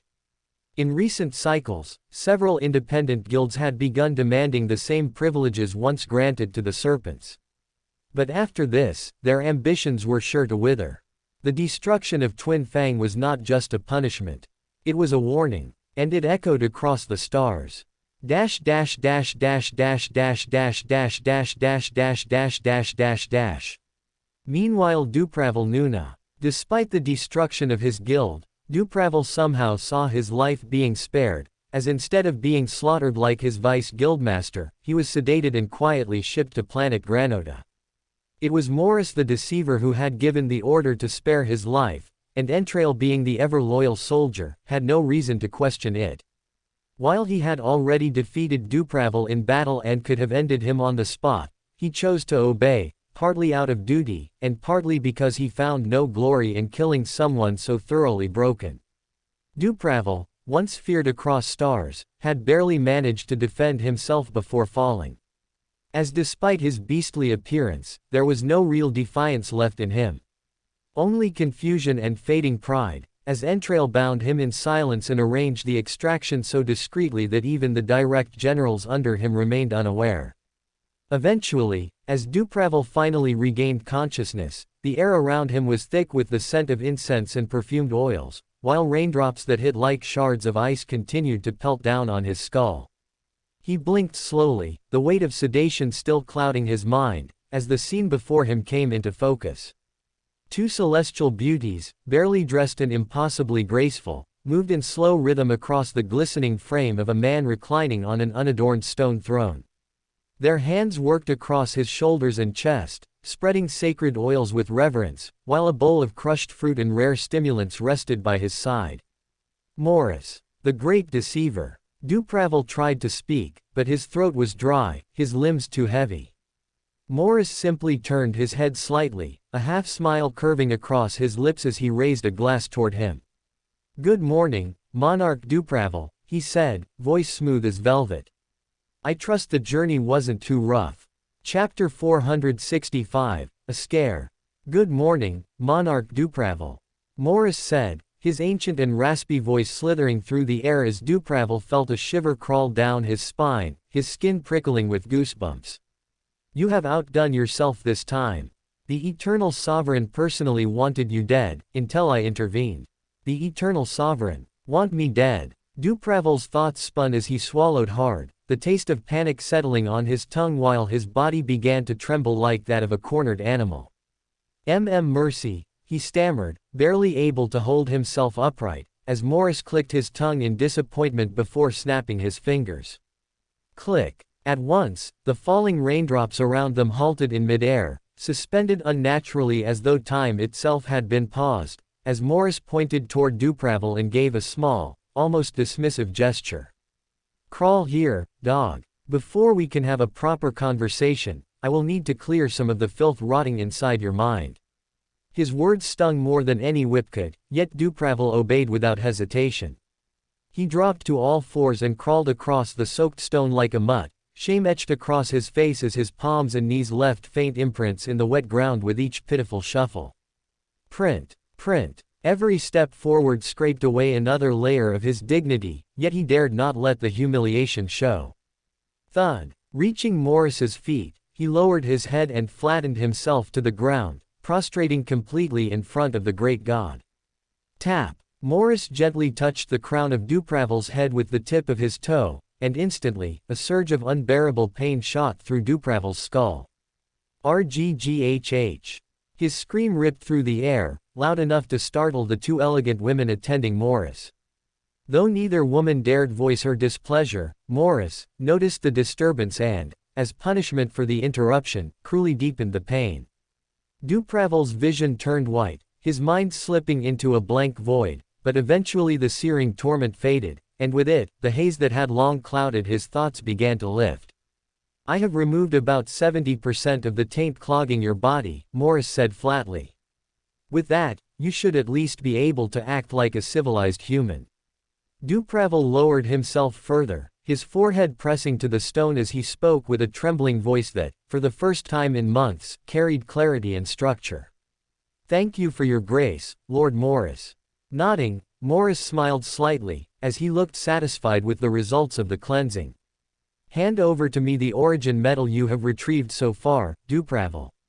That is the price you must pay for having your life spared and the taint cleared from your mind," Morris commanded, his voice soaked in indifference, as though he were merely collecting on a forgotten debt. Dupravel's eyes widened instantly, his breath hitching in disbelief as his gaze remained fixed to the ground, unable to look up. "My lord," he whispered, the words dry and shallow as his body trembled not just from fear, but from the impossible dilemma he now found himself in. "My lord, I had plans to descend into the black hole myself. I was going to refine the metal inside and offer it to you once the process was complete. In exchange for my son, just like we decided previously," he stammered, his voice growing weaker with each word. Please don't take that opportunity from me. I beg of you." Morris let out a short breath through his nose, half amusement and half disgust, before raising his leg and stomping Dupravel's head into the rock with enough force to send a thud echoing across the mountaintop. "Stomp. Pitiful. Your twisted obsession with that boy is exactly why you're here today, groveling in the mud like a lowly dog." Dupravel's face pressed harder into the dirt as Morris spoke again, not raising his volume, yet somehow sounding even more cruel. "You should have learned by now. Let the child go. Your seed is still potent, your organs still attached, your legacy far from extinct. You could father 100 sons in 9 months if you truly wished, Dupravel. That is not what you've lost here." He paused, allowing the humiliation to fester in the silence. "What you have lost is the Black Serpent's Guild. Your entire life's work, your assassin empire, your reputation as a dragon slayer. All of it has crumbled." Dupravel tried to draw a breath but found it difficult beneath Morris's boot, as the pressure continued to rise, suffocating not just his body but whatever pride remained inside him. "And yet, despite your disgraceful mental state, you had the foresight to store the origin metal in a dimensional ring that only responds to your mana signature. Clever. Very clever. If anyone else tries to force it open, the ring collapses and the treasure inside becomes banished in a spatial void for eternity, never to be recovered by any method. That safeguard is the only reason your head is still attached to your shoulders." Morris's voice fell even lower now, like a blade drawn slowly across a neck. "But do not confuse your temporary usefulness for me being merciful. I will not repeat myself again. Give me the origin metal willingly, Dupravel, or prepare to become a hollow husk, a puppet drained of will and purpose. Either way, the metal is mine. The only question is what form you will be left in when I take it." Morris warned, as with fingers shaking so violently that he could barely form a grip, Dupravel reached into his storage ring and pulled out a smooth slab of a common-looking metal, which he then placed before Morris's feet, with a mixture of helplessness and resignation. "There," he whispered, voice brittle. "As you commanded." Morris's lip curled upward as he looked at the offering. "What an obedient little mutt," he said, as his foot pressed harder onto Dupravel's skull, grinding his face further into the wet rock. "Now, hand over the other half," Morris demanded, as Dupravel blinked slowly, confusion flickering across his face as he struggled to understand. "The other half, my lord," he said cautiously. "That's all I possess. Truly, that is the only slab I have." Morris stared at him in silence for a heartbeat, before his foot came crashing down once more. Crack! A sharp, splintering sound erupted across the mountaintop, followed by a muffled cry, as Dupravel's forehead split open beneath the crushing weight. Morris looked furious now, eyes narrowed and wild, voice raised for the first time since his arrival. "Useless insect," he snapped, while Dupravel bit down on his tongue so hard that blood pooled in his mouth, desperate not to scream. Zonrock's treasure vault contained 2 blocks of origin metal. 2. Enough to forge the eternal sword in its entirety. Why have you brought back only 1? Dupravel's mind raced as he pushed aside the pain, scrambling to explain before Morris lost any further patience. It was not me who retrieved it, my lord," he said, every syllable coated in desperation. "I only commissioned the mission, the boy who brought it back was someone else." Morris's gaze darkened. "Who?" he asked, his voice devoid of empathy.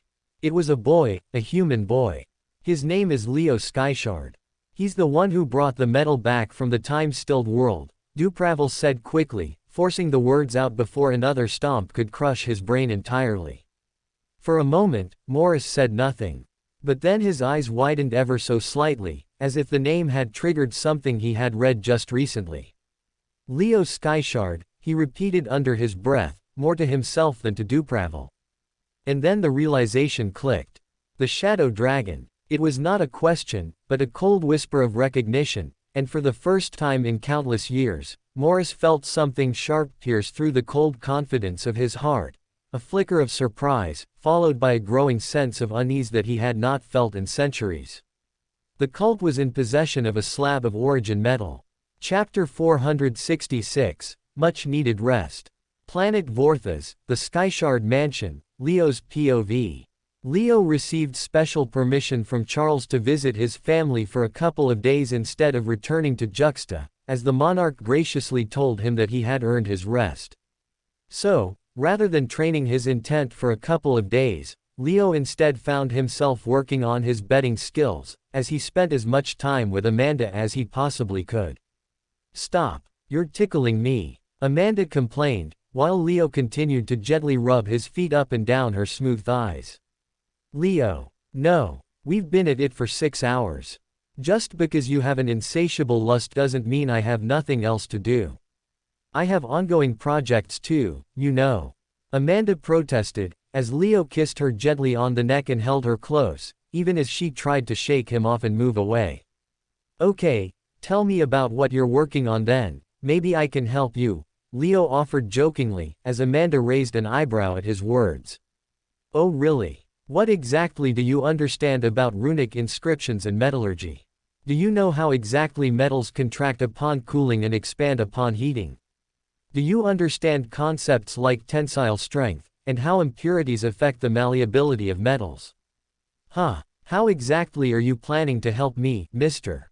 Amanda asked, as Leo chuckled at her barrage of questions, holding her tighter and continuing to shower her with affectionate kisses. "Yes, I don't understand any of that, but if you have a metal you can't cut, I have a dark blade skill that can help you precisely cut up any material," Leo offered, as Amanda rolled her eyes in dismissal. "Men and their desire to always cut through things. Oh hello. There's more to life than destruction," Amanda teased, as Leo pecked her on the lips before glancing teasingly at her perky mounds. Yes, there's a lot more to life than just destruction," he agreed, while Amanda immediately turned red-faced and flustered. You, get out," she exclaimed, pushing him off with all her strength, as Leo finally got off her, laughing heartily while he began to get dressed. "HMPH. Mr. Shadow Dragon, you will not get any action for the next 2 years if you keep that behavior up," Amanda threatened, as Leo's face sobered up immediately. "Don't even joke about that," he said, while Amanda stuck her tongue out at him playfully. "Anyways, I need to study your mana heart today, so if you're not too busy, allow me to run some tests on you," Amanda requested, as Leo raised his eyebrow in confusion. "Oh, yeah, I'm designing a new body for Master Ben, and I think I should try to integrate a mana heart within it, or at least a synthetic version of one," Amanda explained, as Leo rubbed his jaw with intrigue. "You can just do that. You can make a mana heart synthetically?"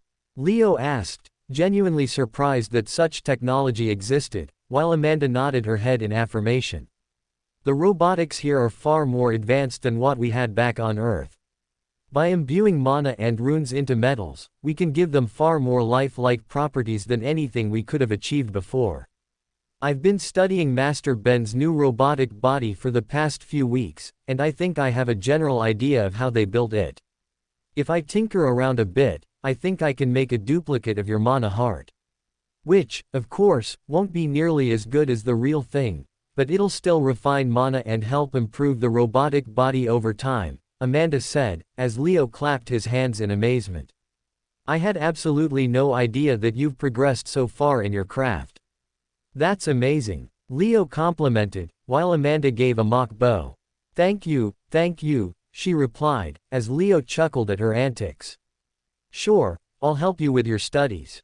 You can run all the experiments you want on me today, but afterwards, I'd like to collect my payment via another 6 hours of bed wrestling," Leo suggested, while Amanda's face turned flustered all over again. her mind replaying the scenes of last night. Ha ha ha, you're too cute, Leo said, pinching her cheek, as Amanda smacked him hard on the arm.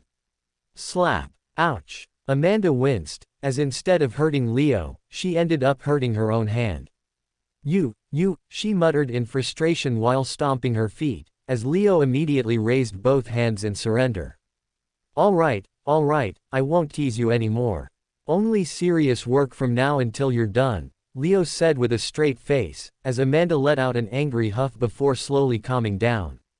Yes, only work now, so sit down and let my machine scan you, Amanda ordered, and Leo obediently turned into her personal doll, letting her run as many tests on him as she pleased. Over the next 2 hours, Amanda scanned his mana heart using a wide array of tools, mapping its structure through X-ray, mana imagery, and several other advanced techniques.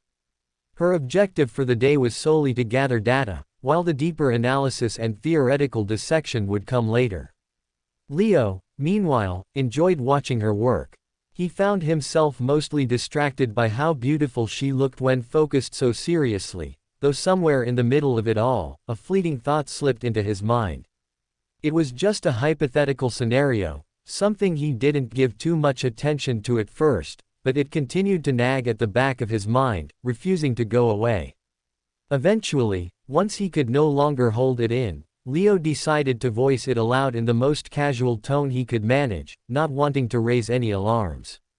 Honey, when you design the mana heart for Master Ben, can you also try coming up with an amulet version of it? You know, something a human can just wear around their neck like a charm, but it still offers the protection of a mana heart.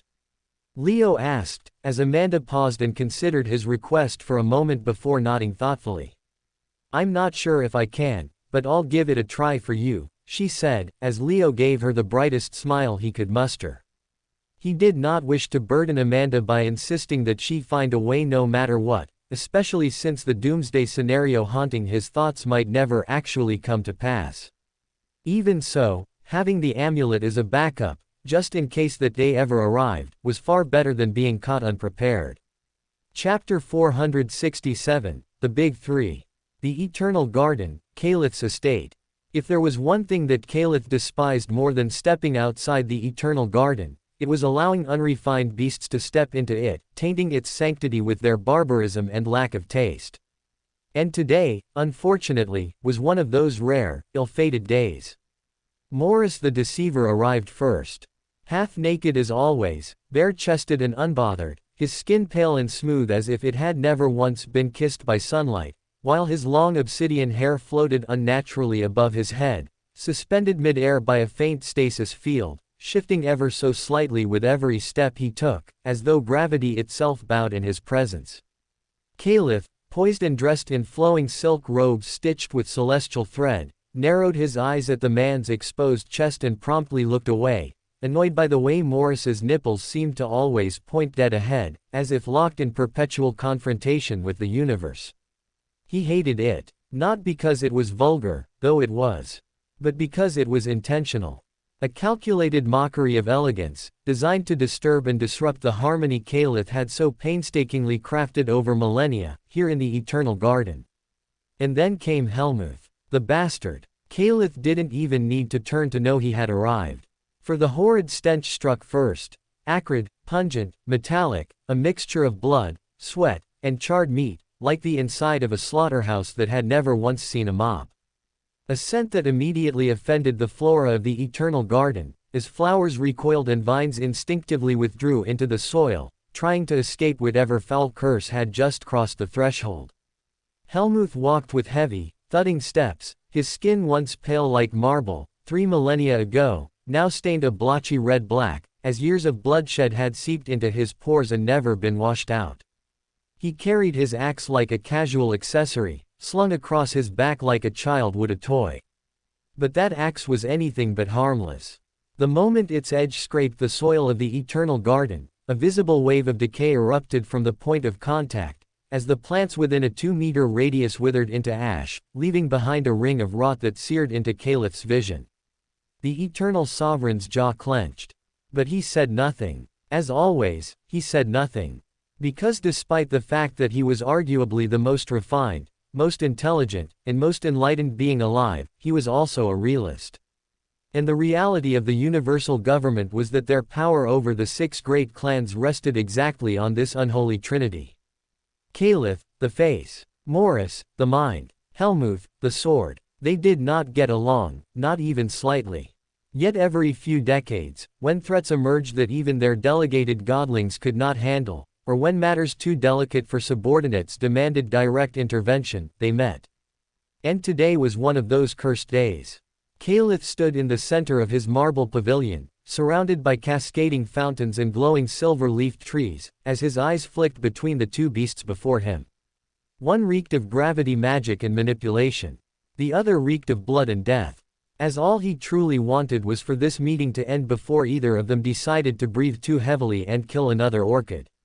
"Welcome," Caliph said, his voice as still as a moonlit lake, betraying none of his distaste as he gestured to the 2 opposing seats carved from dreamstone, placed precisely equidistant from his own. Helmuth ignored the chair entirely and dropped to the ground with a grunt, crossing his legs with a clang as his metal-plated boots crushed a few of the garden's sacred clovers beneath them. Morris, of course, didn't sit either. He floated down lazily, letting his legs fold beneath him mid-air as he hovered just a few inches above the seat, too arrogant to ever let himself touch something someone else built.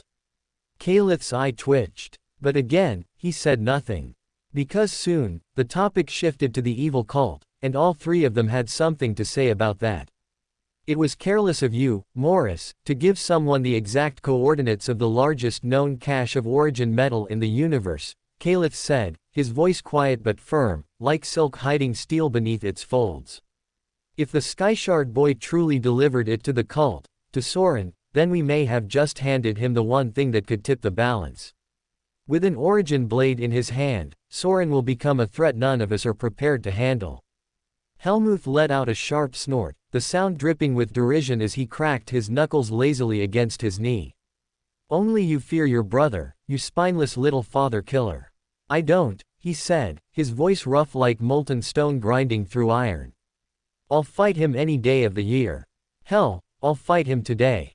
Morris exhaled through his nose in amusement, the corner of his lips curling into a cold smile. "Yes, we remember how that turned out the last time you tried." His tone dripped with mockery.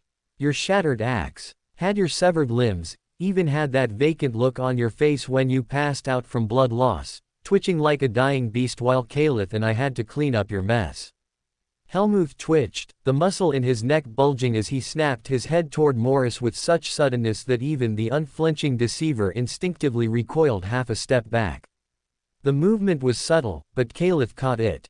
Fear, raw and primal, flashed in Morris's eyes for just an instant. "That's what I thought, ocean boy," Helmuth said with a sneer. "Even now, you both know you can't take me on unless Caliph starts swinging those little heirloom blades his daddy left behind. In this entire universe, I've only ever had one true rival, and that was the timeless assassin. None of his offspring, not you, and not Soren, ever came close to him." His voice dropped an octave, resonating deep like thunder before a storm. "But I'll still fight Soren. Because apart from me, he's the only other being who walks this universe with the power to split planets in half just by blinking too hard." The moment those words left his mouth, both Caliph and Morris flared their auras, the air around them shimmering violently as divine pressure spilled into the garden like a sudden flood. Caliph's aura bled cold elegance and celestial fury, taking the form of spectral vines made of starlight, each leaf etched with runes older than written history. The flowers around him bloomed with unnatural speed, then withered instantly under the strain of his rising energy, the petals curling into ash that floated upwards in a perfect spiral. Morris's energy was more chaotic, like a spiraling vortex of thunder and fire, spinning inwards as if trying to devour reality itself. The water in the nearby ponds began boiling in reverse, droplets freezing as they rose mid-air, suspended by warped time and space. Not to be outdone, Helmuth responded in kind, his divine essence erupting like a volcano cracking open the sky. Black flames oozed from his pores as red lightning snapped through the air, burning the nearby silver-leaf trees to charcoal, while the ground beneath him cracked open, coughing up steam from deep within the planet's mantle. The Eternal Garden, once a sanctuary of balance and tranquility, now looked like the prelude to an apocalyptic storm.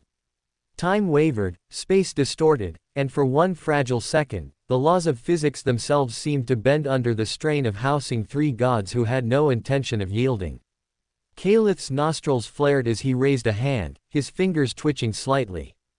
"Enough," he said, voice sharpened into crystal and command. "Let us not turn my sanctuary into a battleground. If we are to fight, we will do it on a world none of us will miss." The tension did not vanish, but it froze, solidifying into a stalemate as the three titans slowly reined their oars back in. The Eternal Garden exhaled, leaves trembling, water trickling again, and the silver mist that had been driven away by the chaos now returned, cloaking the pavilion once more in serenity, however fragile. Morris crossed his arms and smirked. Helmuth clicked his tongue and sat down, the heat still radiating from his body like a furnace, while Calith began brewing a batch of tea in silence, already dreading whatever was to come next. Because despite the peace on the surface, a big war between the three of them was now only a few conversations away. Chapter 468, Agreement. The Eternal Garden. The tea leaves that Calith began preparing hadn't even fully steeped when Morris broke the silence again, his voice relaxed, almost amused, like an artist admiring the ruin they had just finished painting together. "So, shall we address the elephant in the garden? The topic we have gathered here to discuss?" he asked, as Calith exhaled sharply through his nose, already regretting not poisoning the tea.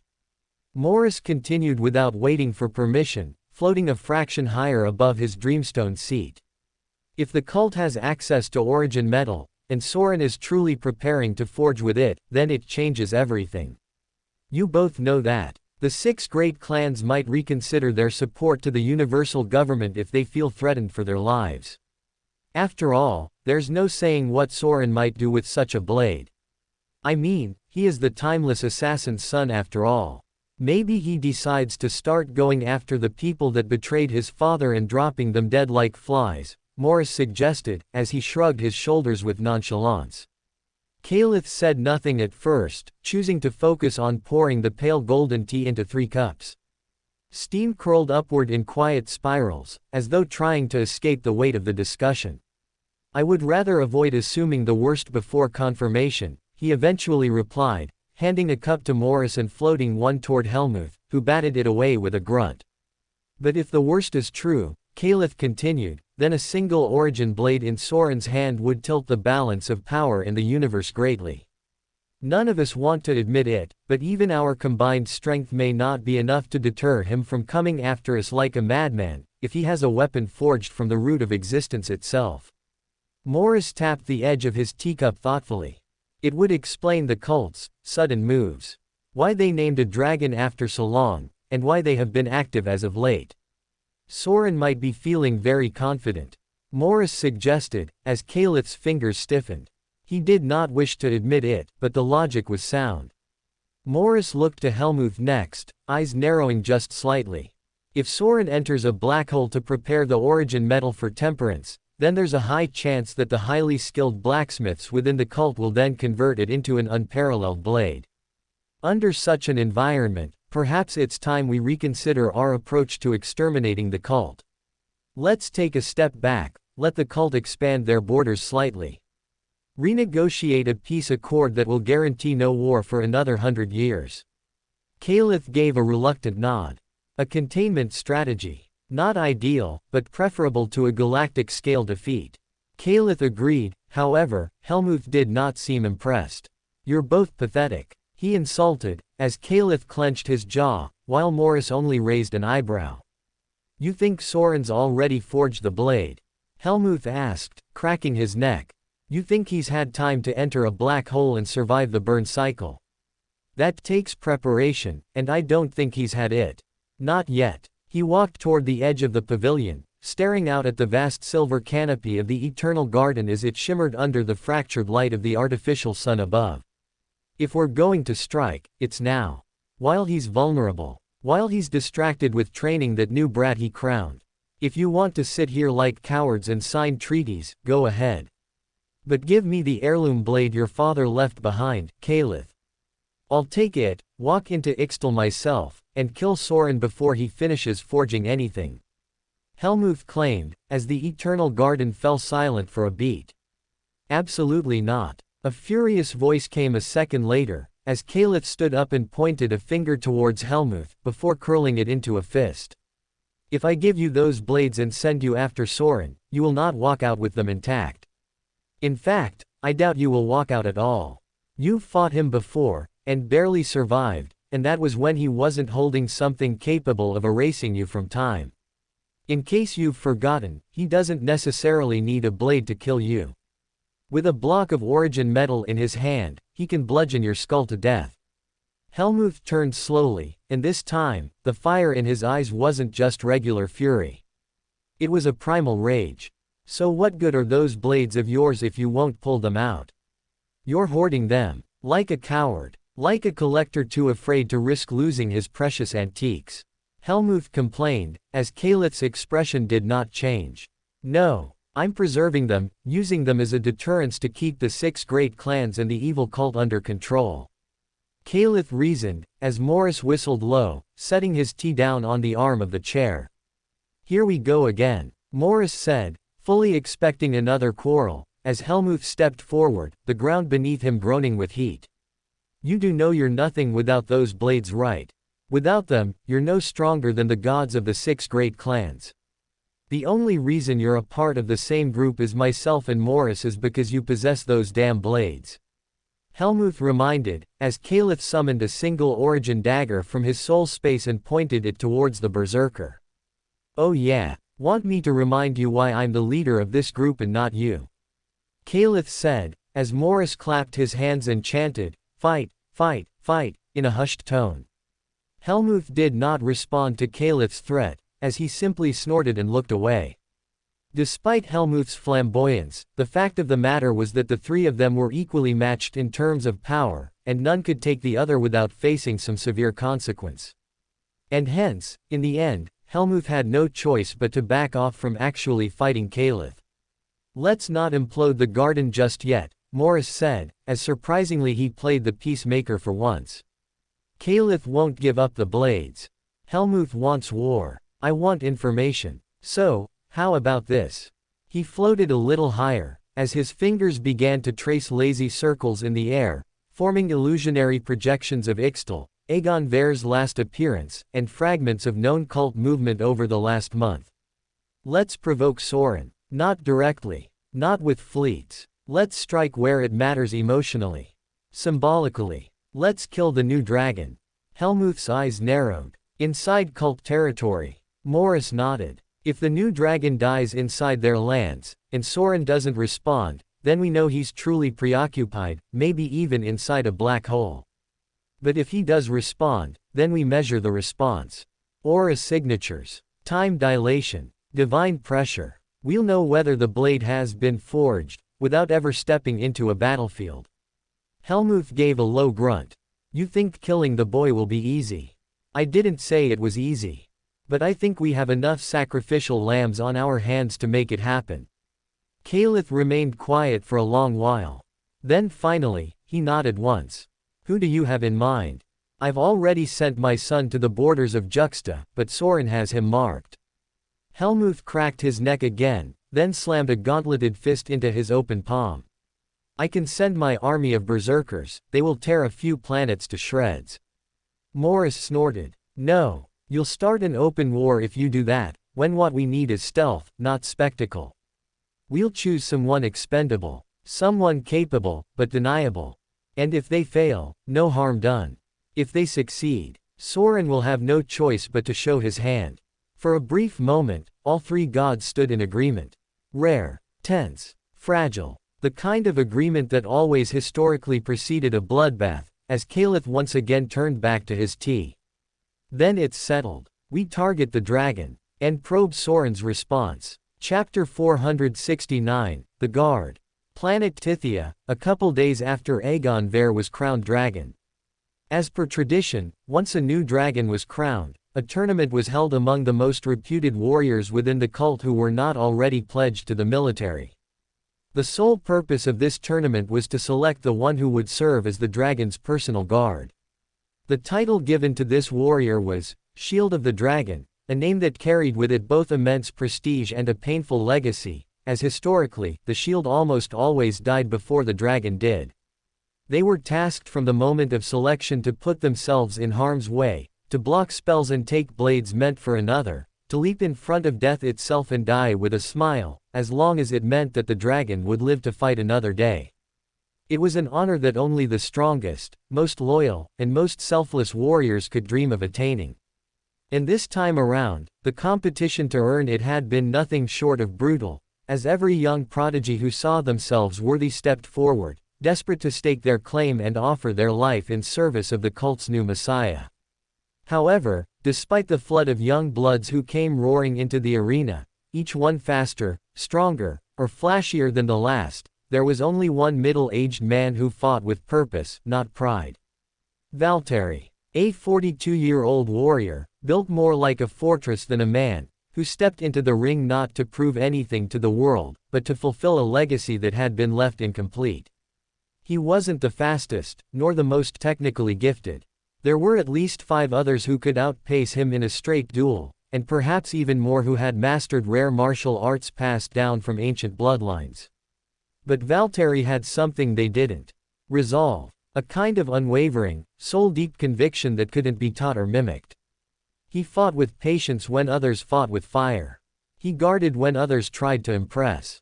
And he endured, strike after strike, bout after bout, until his final opponent, a 31-year-old prodigy with lightning reflexes, collapsed from sheer exhaustion, unable to break through the wall of willpower that Valtteri had become. The decision was unanimous. The next shield of the dragon had been found. And just like his old man before him, the same man who once served Noah Ashburn, and died holding the line during the infamous ambush by the Black Serpents, Valtteri too now pledged to take up the mantle of protector.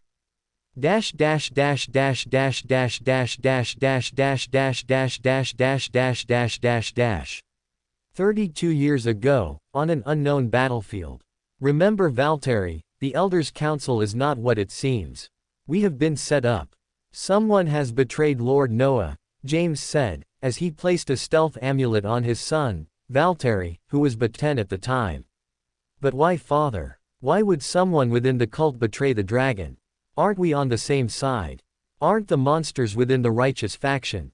Valtteri asked, tears streaming down his face, as even at that tender age, he knew that this was goodbye. We are all monsters, Valtteri. Some of us are just better at hiding it. The elders speak of virtue, yet crave power. They condemn evil, yet justify their own sins. When you grow up, remember that the greatest crimes are not committed by villains, but by those who believe themselves righteous. A man convinced of his own virtue will justify any cruelty and betrayal. And so, he is far more dangerous than the one who knows what he truly is. Nothing is easier than to denounce the evildoer. But there is nothing more difficult than to understand him. The line between good or evil doesn't run between factions or classes. It runs through every human heart. Do not trust the man who boasts of his goodness. Trust the one who knows his own darkness and masters it. James said, as he affectionately rubbed the head of his son one last time, before turning to leave. Grow up to become big and strong, Valtteri. And when the next dragon is crowned, protect him better than I did, James said before he left, as Valtteri ran to hide behind a tree. Present day, planet Tithia. Valtteri stood alone in the dimly lit chamber, hands braced against the cold basin, as droplets of water slid down his face and dripped quietly into the sink. The mirror before him was scratched and dull, stained with time, but it still reflected enough for him to see the man he had become. Or rather, the man he hoped to become today. He blinked, stared into his own eyes, and saw nothing extraordinary.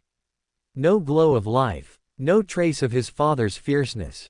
Just a boy who had grown tall in the shadow of a legend he never had the chance to bury. His knuckles whitened as he gripped the basin tighter. Today was the day he finally stepped into something greater than himself.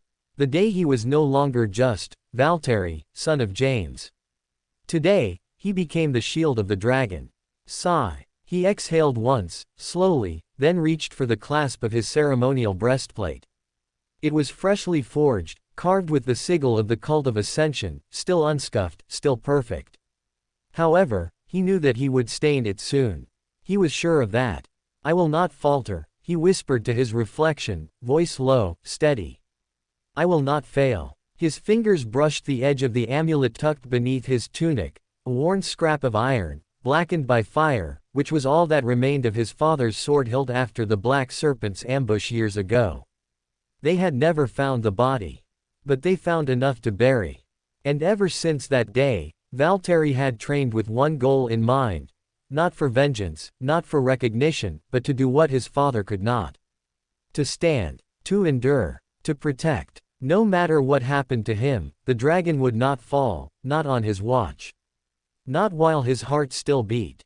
Splash. He rinsed his face one last time, straightened, then turned from the mirror without hesitation. The corridor beyond awaited. So did the dragon, Aegon Ver. And Valtteri Valtanen was finally ready to serve. Chapter 470, The Emotional Turmoil of Aegon Ver. Planet Tithia, the Dragon's Manor, Aegon Ver's POV. Since the tender age of 5, Aegon Ver had always known how to act strong. He had known how to puff his chest, tilt his chin up, walk like he owned the road beneath his feet, and speak like the world owed him breath. That was what being a street orphan in the outer districts of Tithia had taught him. That if you did not demand respect, you were invisible, and if you did not fight for your place, you had none. But ever since the dragon's mantle had been forced onto his shoulders, he'd started to feel something he had never once tasted before. A gripping doubt, one that made him question whether the ideals that he believed to be the gospel growing up, still held true now that he was the dragon. For instead of the cold streets of Tithia, where he once slept on the regular, he was now surrounded by the ceremonial chamber of the central hall, a place too polished for someone like him, lined with glowing mana crystals and polished marble floors that shimmered with decorative enchantments. He could hear chants echoing from outside, commoners that gathered outside his manor in the hundreds. They were hailing his name, praising his wisdom, worshipping his existence as though he were a divine answer to a question no one had even asked him. And it made him feel sick. He didn't deserve it. Not really. Not anymore. Not after what Leo Skyshard had done to him. Ver's fists clenched at his sides as the memory of his defeat clawed its way back. That moment. That humiliating, shattering moment. A transcendent, struck down by a grandmaster. An unparalleled prodigy, knocked to his knees by a man who showed him what real talent looked like. And then, to be looked down at. Not with pity, but with belief. As if Leo, the very same warrior who had defeated him, somehow still saw something important in him. Something that made him willingly walk away from the title. Something that made him say, "You're the better choice to become dragon." As it was that precise gesture that broke Aegon. Because until then, he had built his identity around strength. Around winning. Around being the one they could suppress but never deny. And suddenly at that moment, he was made aware of an alternate truth. A truth where he wasn't the strongest. He wasn't the only one with a divine bloodline, and he wasn't the only one deemed special. He was just chosen. And not by fate, but by someone else's choice. So now, with the weight of that mantle clinging to his back like wet cloth, Aegon tried to change. He tried to become more worthy of carrying the title of the dragon. As once he realized that he was simply chosen for the role and not born for it, he started to work towards justifying that the choice to make him dragon was indeed the right one. He tried to be more composed, more regal, more articulate in public. He changed the way he sat, adjusted the tone of his voice, forced himself to nod politely to commoners who once spat at him angrily in the streets. He spoke slower, walked straighter, tried to imitate the dragons of old whose statues now loomed behind him in every room he entered. And still, somehow, he never felt like he belonged. What if I disappoint them all? The thought was constant now, gnawing at the corners of his mind. And it was in that fragile state of pretense and pressure, that the man entered. Valtteri Valtanen, the shield of the dragon. His arrival was silent, his steps not drawing attention, yet somehow still carrying the gravity of a warrior who knew he was volunteering for death. Ver turned to face him just as the man stopped 2 feet away and dropped to a knee. The gesture felt too formal, too heavy, and it made Aegon's throat turn dry. "My lord," Valtteri said, his voice low, composed, and loyal in a way that made Aegon's stomach twist. "I'm Valtteri, your shield from this day onwards. May I die before I let any harm befall you." He said it without blinking, as if it were already decided. Aegon stared at the man for a moment, unsure what to say. Valtteri was broad-shouldered, stone-faced, easily twice his age and built like the kind of man who didn't need to make threats to win wars. And yet, here he was, kneeling to him, as if he was the man's divine salvation. And it was moments like these that made Ver want to rip the damn title off and scream that it belonged to someone else. Because how could an orphan like him accept a proper knight-like warrior bowing before him? But still, he swallowed the discomfort, pushed past it, and tried to speak as neutrally as possible. "Your age?" he asked, trying to avoid the awkwardness of the moment by focusing on smaller details. 42, Valtteri replied, head still lowered. "And your tier?" "Transcendent." That made Aegon pause. He hadn't expected that. He squinted slightly, noting the streaks of gray in Valtteri's beard, and the weathered look in his hair and eyes. "You're a transcendent. Then why the gray in your beard and hair? Don't people at our tier maintain our prime looks till we are at least 200 years old?" There was no accusation in his tone, just genuine confusion. And Valtteri, to his credit, didn't bristle or flinch at the question. He simply tilted his chin down a fraction more. "I dye it gray, my lord," he said, voice even, calm. "It helps me resemble my father." Aegon blinked. He hadn't expected that answer. On one hand, he wanted to tell him to stop looking older than he was. To not dull his personal image just to carry the burden of someone else's memory. But on the other hand, he understood. And because he understood, he said nothing. He just nodded once and let it go. Chapter 471, Unleash the Beast. For the rest of the day, wherever Aegon went, Valtteri followed him like a shadow, constantly scanning for threats, as he acted with a level of caution that was somewhere between paranoia and purpose. He never questioned Ver's schedule, never commented on the mundane nature of the meetings he took, nor complained about the repetitive rituals that came with the early days of guarding a newly crowned dragon. He simply observed, quiet, composed, and alert in a way that made even the seasoned manor guards feel uneasy. He watched every servant who approached with food or documents. He eyed every cult administrative official who entered the discussion halls. And he memorized the routes through every hallway, corner, and courtyard that Aegon passed through, marking down sightlines, choke points, and possible ambush locations, even in places that were already protected by layers of cult security. When a group of the biggest merchant leaders within the cult arrived with gifts and smiles stretched too wide, Valtteri stood close behind Ver, not blinking once as he scrutinized their gait, their eyes, their mana flow, their hand movements, as though he were preparing to fight every last one of them should even one move oddly. As regardless of friend or foe, Valtteri treated them all with the same suspicion. Eventually, as Aegon retired to the northern wing for his first private meeting with the First Elder, Valtteri arrived 5 minutes early, personally inspecting the room, checking under the long council table, behind every curtain, inside every mana duct vent, and even having a brief, hushed exchange with the stationed guards just to verify their identity and clearance. Not once did he let his attention slip. Even when Aegon made an unscheduled detour to his own bedroom mid-afternoon to change into a less ceremonial attire, Valtteri still entered first, scanned the room like it was enemy territory, and only then stepped back to allow the dragon to enter.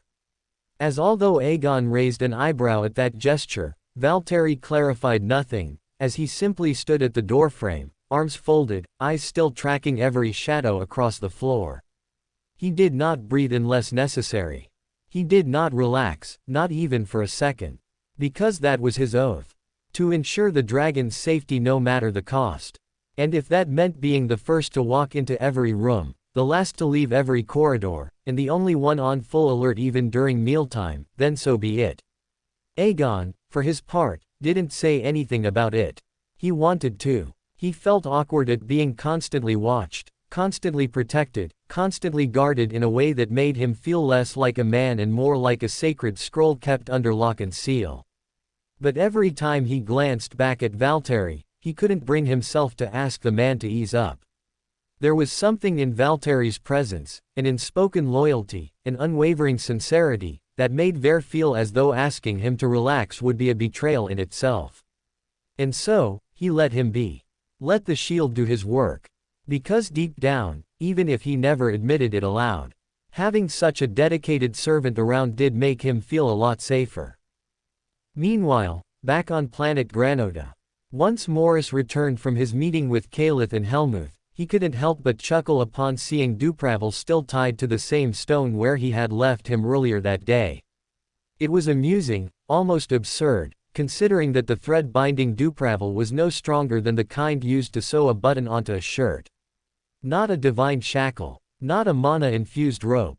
Just a simple string. A mortal child could have snapped it without effort, let alone someone like Dupravel, whose strength could probably tear apart half the ocean around him. And yet, he remained still. Obedient. Silent. Not because he lacked the power to break free, but because he feared what might follow if he did. The consequences of defiance were etched too deeply in his mind, as he sat tethered to a powerless thread, waiting faithfully for Morris to return, like a mutt trained to know better than to tug against his leash. "Good boy, Dupravel. I'm pleased with your behavior," Morris said, his voice smooth, his smile unnervingly genuine, as he stepped past the stone and crouched beside the kneeling figure. Dupravel said nothing. He simply bowed his head lower, hiding the silent storm in his eyes. He had no pride left to protest with. Not here. Not before the great deceiver. Pat, pat. Morris gently patted his shoulder like one might do to a dog that finally stopped biting.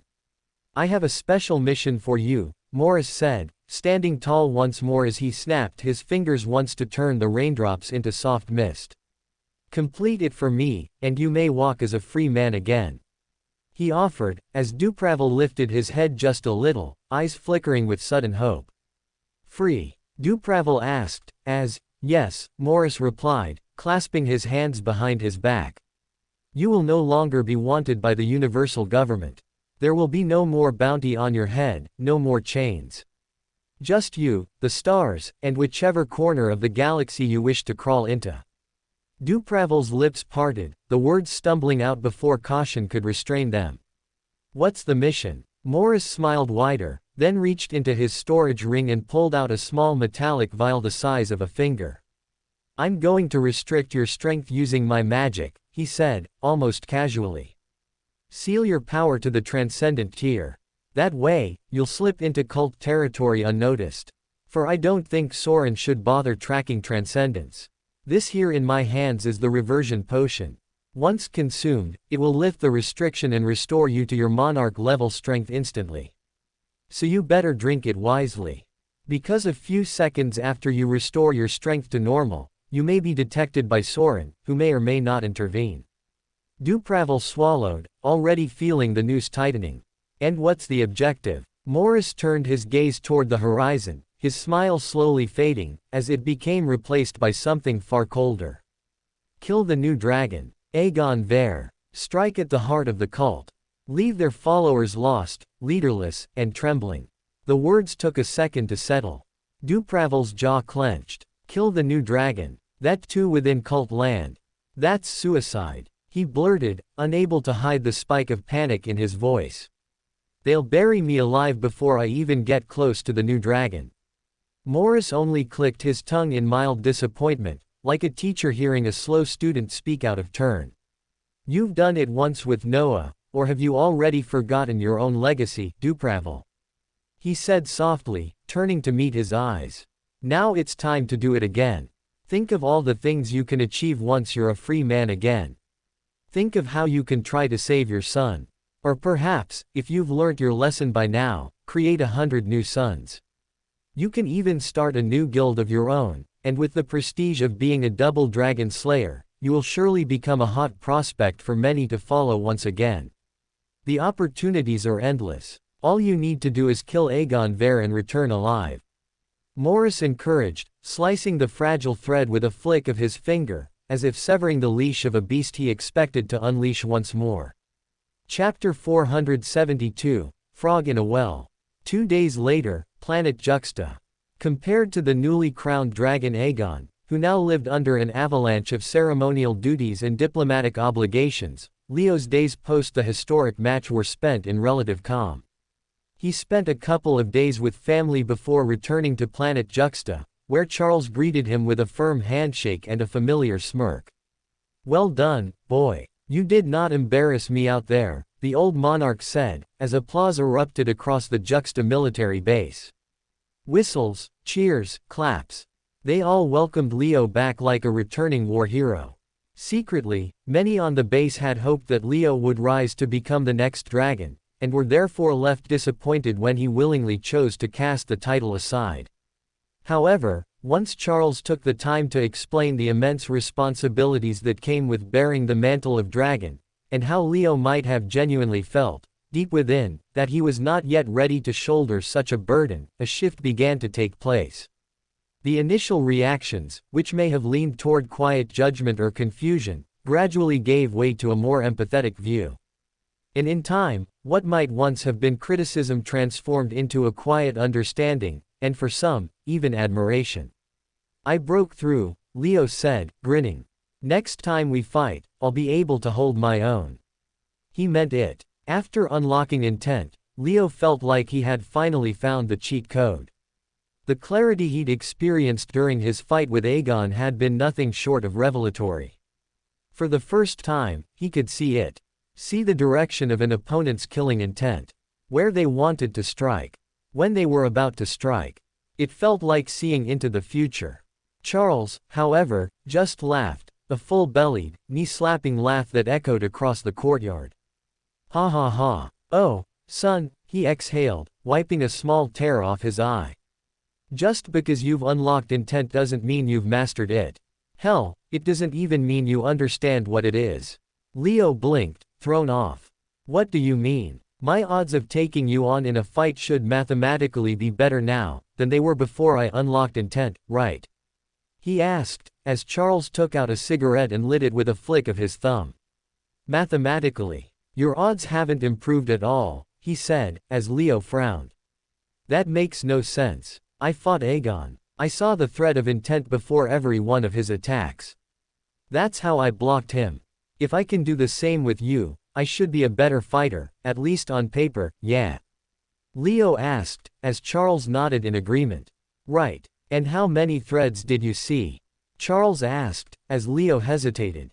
"Just one," he said, as listening to that response Charles smirked yet again. Seeing a single thread of intent was the limit of Leo's current capability. Whether he was on the offense or defense, there was only ever a single crimson thread. If he aimed for his opponent's elbow since he saw a weak spot there, then the thread extended from his body and pointed there. Conversely, if Ver aimed for his neck, the thread would glow from Ver's blade to his throat. It was simple, direct, a guiding line from point A to B. "That's your problem," Charles said. "You're still seeing intent as a line. One thread, one attack, one weakness." Then, without warning, Charles let loose a pulse of killing intent. Leo's breath caught. Suddenly, hundreds, no, thousands of red threads exploded from Charles's body, like tendrils of death latching onto every inch of Leo's skin. His chest, throat, knees, armpits, ribs, even the soles of his feet were tethered. And this was his situation when Charles wasn't even holding a weapon. Wah! Leo staggered back instinctively. This wasn't just a show of force. It was visual confirmation of how thoroughly outmatched he was. His entire body was a weak spot in front of Charles. Every square inch. Panicked, Leo drew a dagger and tried to scan Charles for weak points, thinking that surely there'd be some flaw within the monarch's defense that he could exploit now that he had unlocked intent. However, to his disappointment, nothing appeared. Not a single thread. Charles stood relaxed, cigarette between his fingers, not even in a combat stance, and yet Leo couldn't find even one opening to strike. "Why don't you have any weak points?" Leo asked. "Why can't I hurt you?" Charles exhaled smoke slowly, lips curling in amusement. "Because you're still just peeking through a keyhole, boy." He let the words settle. Intent isn't about seeing one thread. True mastery means seeing every possibility, and hiding your own. You're still at the beginner's level, reacting to one intent at a time. But the deeper you go, the more you'll realize, real fighters don't fight with one thread. They fight with millions. Leo lowered his blade, sobered. The illusions of strength that had buoyed within him since his duel with Aegon now seemed childish. Laughable, even. He wasn't strong. He wasn't close. He was still just a frog in the well. And now, he finally understood just how deep the ocean above him really was. "Ha, Charles chuckled, as he pointed at Leo's face and laughed. "You think what you're seeing is terrifying?" Charles asked, his voice unusually grim, as his pupils narrowed, likely from dredging up a memory buried deep in time.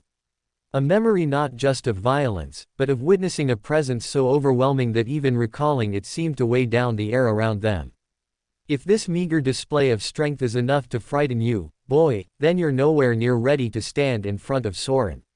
He paused for just a moment, letting the silence stretch. "Because when Soren unleashes his killing intent, it's not just you that gets caught in it. It's the entire third dimension. Every inch of space, every molecule of air, every single atom within reach is tethered to his will in a web of red so dense, it makes the concept of escape laughable." He lifted his eyes and met Leo's gaze without blinking. "Not just your body, but the entire fabric of space around you becomes laced with his presence. Up, down, sideways, forward, backward, it doesn't matter. There is no direction you can move in that does not already belong to him. It's as if, the moment he decides you're his target, you're already dead.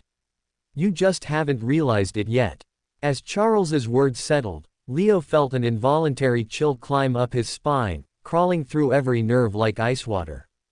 His earlier discomfort he felt when Charles unleashed his killing intent, now paled in comparison to the raw dread taking root within him, as despite all his training, despite all he had endured to reach this point, he realized just how far he still remained from touching the realm of true power. If standing before Charles had made him feel helpless, then standing before Soren, someone who could drown an entire dimension in murderous will, was a concept that remained still inconceivable to him. Yet even so, Charles's words had offered him a slight glimpse into the brutal truth of the power scale of the universe. And that truth was that when a god moved, the entire third dimension became a part of the battlefield. And everything within it, whether living or not, became a part of the kill. Chapter 473, Warnings and Advice. Once Charles had shattered Leo's illusions, he led him to a private office tucked away from the bustle of the base, as there were matters of significance regarding Leo's future that required a quieter setting, details that couldn't be shared in the open. "Boy, how do you feel about being named the Shadow Dragon?" Charles asked once the door was shut behind them, as Leo immediately let out a deep, resigned sigh. "To be fair, I never really wanted the responsibility," he admitted, his voice calm yet honest, "but I don't mind learning the cult's secret techniques." "I mean, you were the one who said they're the best in the universe, right?" Charles gave a slow nod in agreement, his expression unreadable. "They are. The techniques you'll inherit are unrivaled, refined over several millennia and capable of cementing your foundation as one of the greatest warriors alive. But don't get cocky just yet, learning them won't be nearly as easy as you think." He pinched the bridge of his nose and closed his eyes, clearly frustrated before continuing. "These elders, most of them have devoted decades, sometimes an entire century, to mastering just one of the 12 signature techniques. That's one move, perfected over a lifetime. And you're expected to master all 12, and the 2 at the Grandmaster level, when the techniques themselves are designed for higher-tiered warriors." Leo frowned slightly, sensing the gravity in Charles's voice. "Some of the techniques they'll teach you aren't meant for a Grandmaster's body. The internal strain alone will shred your muscles, rupture your organs, and corrode your circuits if you're not careful. If Ver, standing beside you, can manage 10 or 12 repetitions while training a technique, you might only be able to pull off 1. Maybe 2. That's the level of damage we're talking about. Leo's frown deepened. He didn't mind training or pain, but the idea of limitations, of starting each day at a disadvantage, gnawed him more than he cared to admit. And it won't stop there, Charles added, his voice firm. Your life, from this point on, will be consumed by training. When you're not honing those techniques, you'll be grinding under me, learning what it truly means to be a military leader. And don't expect me to go easy on you just because you're juggling both paths. He looked Leo square in the eyes, not with cruelty, but with the hardened clarity of someone who had carried these weights before. You will learn everything I have to offer about commanding. Because anyone with a dagger can call themselves a warrior, boy, but very few have the capacity to become true commanders. He started listing the burdens one by one. You'll learn how to build and maintain planetary defenses. How to assess the capabilities of your soldiers and the limits of your ground-to-air weapons. You'll understand supply chains, resourcing, and how to restock ammunition mid-conflict. You'll grasp tactical formation, remote troop deployments, and the delicate art of maintaining morale when your men are on the brink of breaking. And while you do all this, you'll also be expected to understand the cult itself, its inner workings, its politics, its fractures, because you haven't just been named as the Shadow Dragon, but also the future Vice-Sect Master. Leo exhaled slowly, his chest rising with the weight of what had just been laid out. This wasn't the life he had hoped for, not even close. He had never dreamed of command, of politics, of leading men into war or managing bureaucratic nonsense. He only ever cared about one thing, his own strength, his own growth, his own survival. If he had truly wanted to lead the cult, he wouldn't have turned down the title of dragon to begin with. And boy, Charles said, his tone dipping slightly lower, more serious than before. I probably don't even need to say this, but I'll say it anyway, beware the Elders' Council. No matter how warm they act, no matter how much they seem to care, no matter how much rapport you build, never trust them. He paused, letting the words sink in. You can trust your worst enemy and it'll probably still work out. But never trust a snaky politician. Never. There's no telling what those robed bastards are plotting in the shadows. Leo nodded, the warning etching itself clearly into his mind. If nothing else, that at least he already understood. The only individuals within the cult who are allowed to have contact with the righteous faction are the elders. They're the only bastards who occasionally sit down with the enemy, negotiate peace deals or perhaps plot the downfall of the cult. So if there's anyone within the cult who may sell you out to the enemy, it's them, you understand. Charles warned, as although he did not mention Noah and the controversial circumstances surrounding his death, Leo got a good grasp of what he wanted to convey. Don't worry, old man, I'm not the easily trusting type. Matter of fact, I barely even trust you, Leo said jokingly, as Charles smiled at his words. The smile on Charles's face this time wasn't one of amusement, but rather a quiet, melancholic curve that tugged at the edge of his lips. As he looked into Leo's eyes, clear, sharp, and untouched by the heavy toll of leadership, he couldn't help but see glimpses of his own youth. A time when he too had been wild and free, a stallion that hadn't yet tasted the reins of duty or the bite of sacrifice. You joke now, boy, but life has a way of breaking that spirit in more ways than you can count. And by the time it's finished with you, you won't have the luxury of emotion left to spare.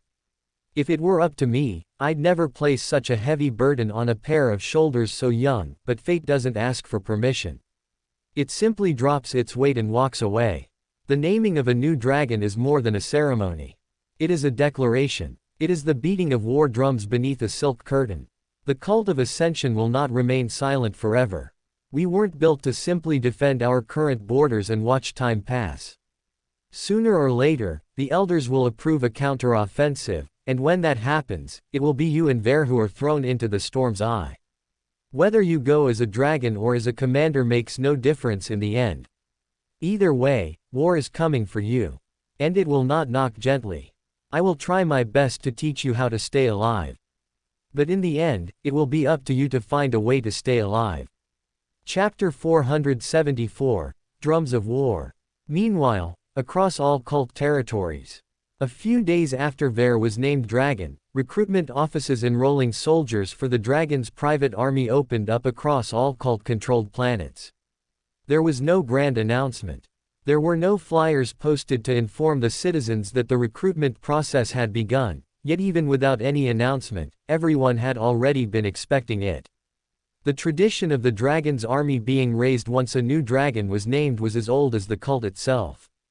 It was a tradition that passed through the bloodstream of every citizen born under the cult's banners. A tradition that signified that a new chapter had begun, and with it, the call to arms had returned. Crimson flags bearing the sigil of the cult were hoisted above public squares and city halls, and beneath them, lines began to form.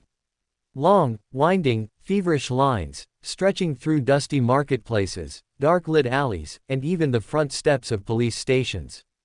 The dream was alive again. For nearly 3 decades, the cult of Ascension had quietly prepared for the day they would stop defending their fractured territories and begin reclaiming what was once theirs. Regardless of the time period, every generation of children within the cult were raised on tales of conquest. Of the glory of joining the Dragon's army. Of their divine right to expand. As after generations of that dream being passed down from father to son, from lineage to lineage, it was now less a dream and more a birthright, etched into the minds of the faithful before they could even walk. And now, with the ascension of a new dragon, that dream felt within reach once more. I'm telling you, a young man whispered to the one beside him as they inched forward in the queue, once we break the frontline planets, we'll be inside the Valtros solar system by winter. The righteous faction won't even know what hit them. They've grown soft, the other replied, eyes gleaming. Their fleets are bloated with bureaucracy. Their captains trained in academies, not war. We'll gut them. The words carried the edge of confidence, but beneath them was something far more dangerous, righteous conviction. They had no idea about the consequences of the actions they so casually discussed. As while to them war seemed like a glorious prospect, in truth it was anything but. The planets they hoped to capture from the grips of the righteous faction were planets inhabited by tens of millions of inhabitants. Sometimes even billions. And capturing one meant displacing many, and killing many more. Vorthas fell in just 6 days, and Juxta barely lasted 9. That was under Dragon Noah, one muttered, tapping the metal end of his staff against the ground. He was an old veteran from the Juxta raid, his uniform faded but his eyes still bright. You should have seen the sky when Juxta's defense grid collapsed. It turned red. Redder than blood. I'll never forget it. The younger ones listened in awe, their imaginations already aflame. They weren't thinking about the bodies. The screams. The orphans left behind on planets scorched by orbital fire. No, they were thinking about the loot. The glory. The pride of returning home with medals and scars and stories to tell. Because here, killing was not murder. Not if it was for the cult. Here, conquest wasn't seen as aggression. It was justice. It was destiny. It was payback for the centuries of betrayal, exile, and humiliation suffered at the hands of the so-called righteous. They call us the evil cult, a woman scoffed, arms crossed as she waited. But they don't know what true evil is. They haven't come face to face with it yet. No worries though, they'll know evil when I show it to them. And just like that, hatred turned holy. Across every outpost, every moonbase, every capital city under the cult's domain, the lines continued to grow. Some came for revenge, some for glory, some for a sense of purpose they could not find anywhere else. But regardless of their reasons, they all shared the same oath, the same fire in their veins. To march beneath the dragon's banner. To turn the dream of counteroffensive into reality. To expand the cult's reach not through diplomacy or dialogue, but through ash, fire, and blood. Meanwhile within the Forge district of Tithia. Far away from the cheers and enlistment lines, buried deep within the molten heart of the Forge district on planet Tithia, the hammers had already begun to ring. Massive furnaces lined the district in rows that stretched beyond sight, each belching smoke and sparks into the morning sky as roaring fires cast the whole sector in a hellish glow. Clang! Within the command hall of Forge Sector Alpha, Chief Blacksmith Tharn struck a heavy blow across the work table with his iron scepter, the clang echoing through the walls as dozens of apprentices froze mid-action. No more idling. No more excuses. The dragon has been named, which means the next war has already begun. Whether it starts tomorrow or next year, our duty starts now. All around him, the senior blacksmiths nodded in solemn agreement, their soot-covered faces lit by the firelight, eyes reflecting only purpose. The supply division has already sent us the list, another smith growled, holding up a scroll with itemized quantities that read like a declaration of madness. Blades, space cannons, railguns, power armor, mana conduits, they want everything, and they want it mass-produced. We don't rest until the first million weapons are done, Tharn barked, slamming the scroll down. Every sword we forge is a life spared. Every plate of armor, a future protected. The dragon's army will not march into battle with scraps. They will march with fire in their hands and steel at their backs. Sparks flew as hammers returned to rhythm, dozens of anvils ringing like war drums in unison. Molten ore poured into molds. Mana-infused alloys cooled in water tanks laced with arcane sigils. Chain-link armor clattered from conveyor hooks, still steaming as workers passed them down the lines. The forges had awakened, and though no blood had yet been spilled, and no borders had yet shifted, everyone in Tithia understood what this meant. The weapons of war were rising. The cult was preparing, and the dragon's army would need them soon. A full week had passed since Aegon was officially named the dragon, and now the time had come for both him and Leo to report to planet Vorthas for their initial round of skill training under the 12th Elder's guidance. For Ver, this development came as a welcome reprieve, since he had spent the last several days doing nothing except hold endless meetings with strangers, merchants and bureaucrats, each more tiresome than the last. Leo, however, found the timing far from ideal. He had only just begun to familiarize himself with the internal workings of the Juxta military base, slowly peeling back its layers and beginning to understand the tip of the iceberg behind its operation, when he was abruptly pulled away and thrust into the 12th Elder's training program. Planet Vorthas, the hangar bay. When Leo stepped off the transport ship and onto the soil of planet Vorthas, the first thing he noticed wasn't the hangar bay's imposing structure or the elite guards stationed at every corner, but rather the tall figure standing at the edge of the arrival platform, seemingly waiting for him to step off. No way. Surely he doesn't want to start a rematch here, does he? Leo wondered for a second, as he was surprised to see the newly crowned dragon, Aegon Ver, waiting for him to descend with his arms folded and his expression serious. The fuck? Why is he looking this way? And who is that intense guy behind Ver? Leo wondered, as behind Ver stood a middle-aged man with specks of gray in his beard who also scanned him with an intensity that was just as strong as that of Ver. Step. After descending, he locked eyes with Ver across the crowd of security personnel and cult officials, and for a moment expected the usual from his fallen opponent: resentment, pride, maybe a trace of competitive tension still lingering from their last duel. But instead, Ver looked at him with something entirely different. Conviction. Not anger. Not smugness. Just a strange, unwavering resolve in his eyes, as if there was something he desperately wanted to say but couldn't quite figure out how. Leo tried to ignore it at first, walking past him with nothing more than a nod.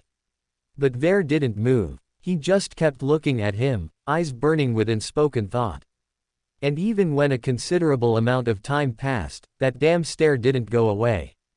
Even when they were being guided through Hangar Bay and onto a private hovercraft, even when the 12th Elder's aides explained to them their upcoming schedules and where the 12th Elder would be meeting up with them, Leo could feel that same look clinging to the back of his neck like a constant weight. As eventually, once they were on board the hovercraft and heading securely towards the training site, Leo turned toward him with a raised brow and an expression halfway between amusement and exhaustion. "Everything all right, cuz?" he asked casually, folding his arms as he leaned against the nearest seat mount. Ver hesitated for a moment, then exhaled slowly, like the words had been lodged in his throat for days. "I don't know what made you think that I'd be a better candidate to become dragon than you," he began, voice steady but low, "but I won't let you down." Leo blinked, the sentence catching him off guard. "I'm not perfect. Clearly not the strongest. But I'll earn this title. I'll fight, I'll improve, I'll lead, even if it kills me. Even if it takes everything I have. I'll grow into the role. I promise. I'll become someone worthy of the trust you showed me." His voice didn't waver. And technically, he never once said thank you in his speech. But Leo understood it all the same, even if it left him unexpectedly tongue-tied. This wasn't an outcome he had anticipated, because in truth, he hadn't intended to pass the torch with any sort of confidence or belief in Ver. His words that day, about not being ready, about wanting to focus on growth, were more of a convenient excuse to not become dragon himself than anything profound. His excuse about Ver being more worthy, nothing more than a smokescreen for a decision that was actually driven by selfish interests. But somehow, Ver had interpreted it as something else entirely. The boy misguidedly had started to see that forfeit as a vote of faith. As a gesture of recognition. And Leo felt like it was best not to break that illusion now, considering how big of a change that small vote of confidence seemed to have on his personality. His cousin had somehow gone from a snotty, brash warrior to whatever transitional gentleman he was today, all because of that one tiny misunderstanding, making it feel almost criminal to tell him the truth now. "All right then," Leo hence said simply, patting him on the shoulder as he turned away. "Guess I'll be expecting some big things from you, oh great dragon." Ver didn't reply, but his intense nod said everything. The man clearly did not hold any resentment over losing the fight anymore. Which, while it did little to ease any of Leo's other concerns, at least reassured him that sabotage from Ver was one thing he probably wouldn't have to worry about while training. Thankfully, the hovercraft ride didn't last long, as within the hour, they arrived at the outskirts of an unmarked zone on Vorthas, far removed from any city or base. And as the door hissed open, Leo was shocked to see a field full of twisted metal constructs laying ahead. It wasn't a training ground. It was a torture yard. Dozens of rusted contraptions stood anchored to the earth, spiked coils, weighted suits, leather harnesses, and compression bands designed to squeeze, pull, and contort the body through prolonged strain. Each device looked like it had been built not to train warriors, but to reshape them from the inside out, as Leo's brow twitched while he took it all in. "This place reminds me of how Master Ben used to train me back in the day, only 100 times more intense," he thought, as he recalled how his journey of becoming an assassin and gaining unreal flexibility in his joints started in a torture park just like this one. For more thrilling fanfiction stories like this, check out my channel Fanfic Audiobook. Dive into epic adventures, mysterious realms, and legendary journeys brought to life through immersive storytelling. Don't forget to like, share, and subscribe for more amazing audiobooks.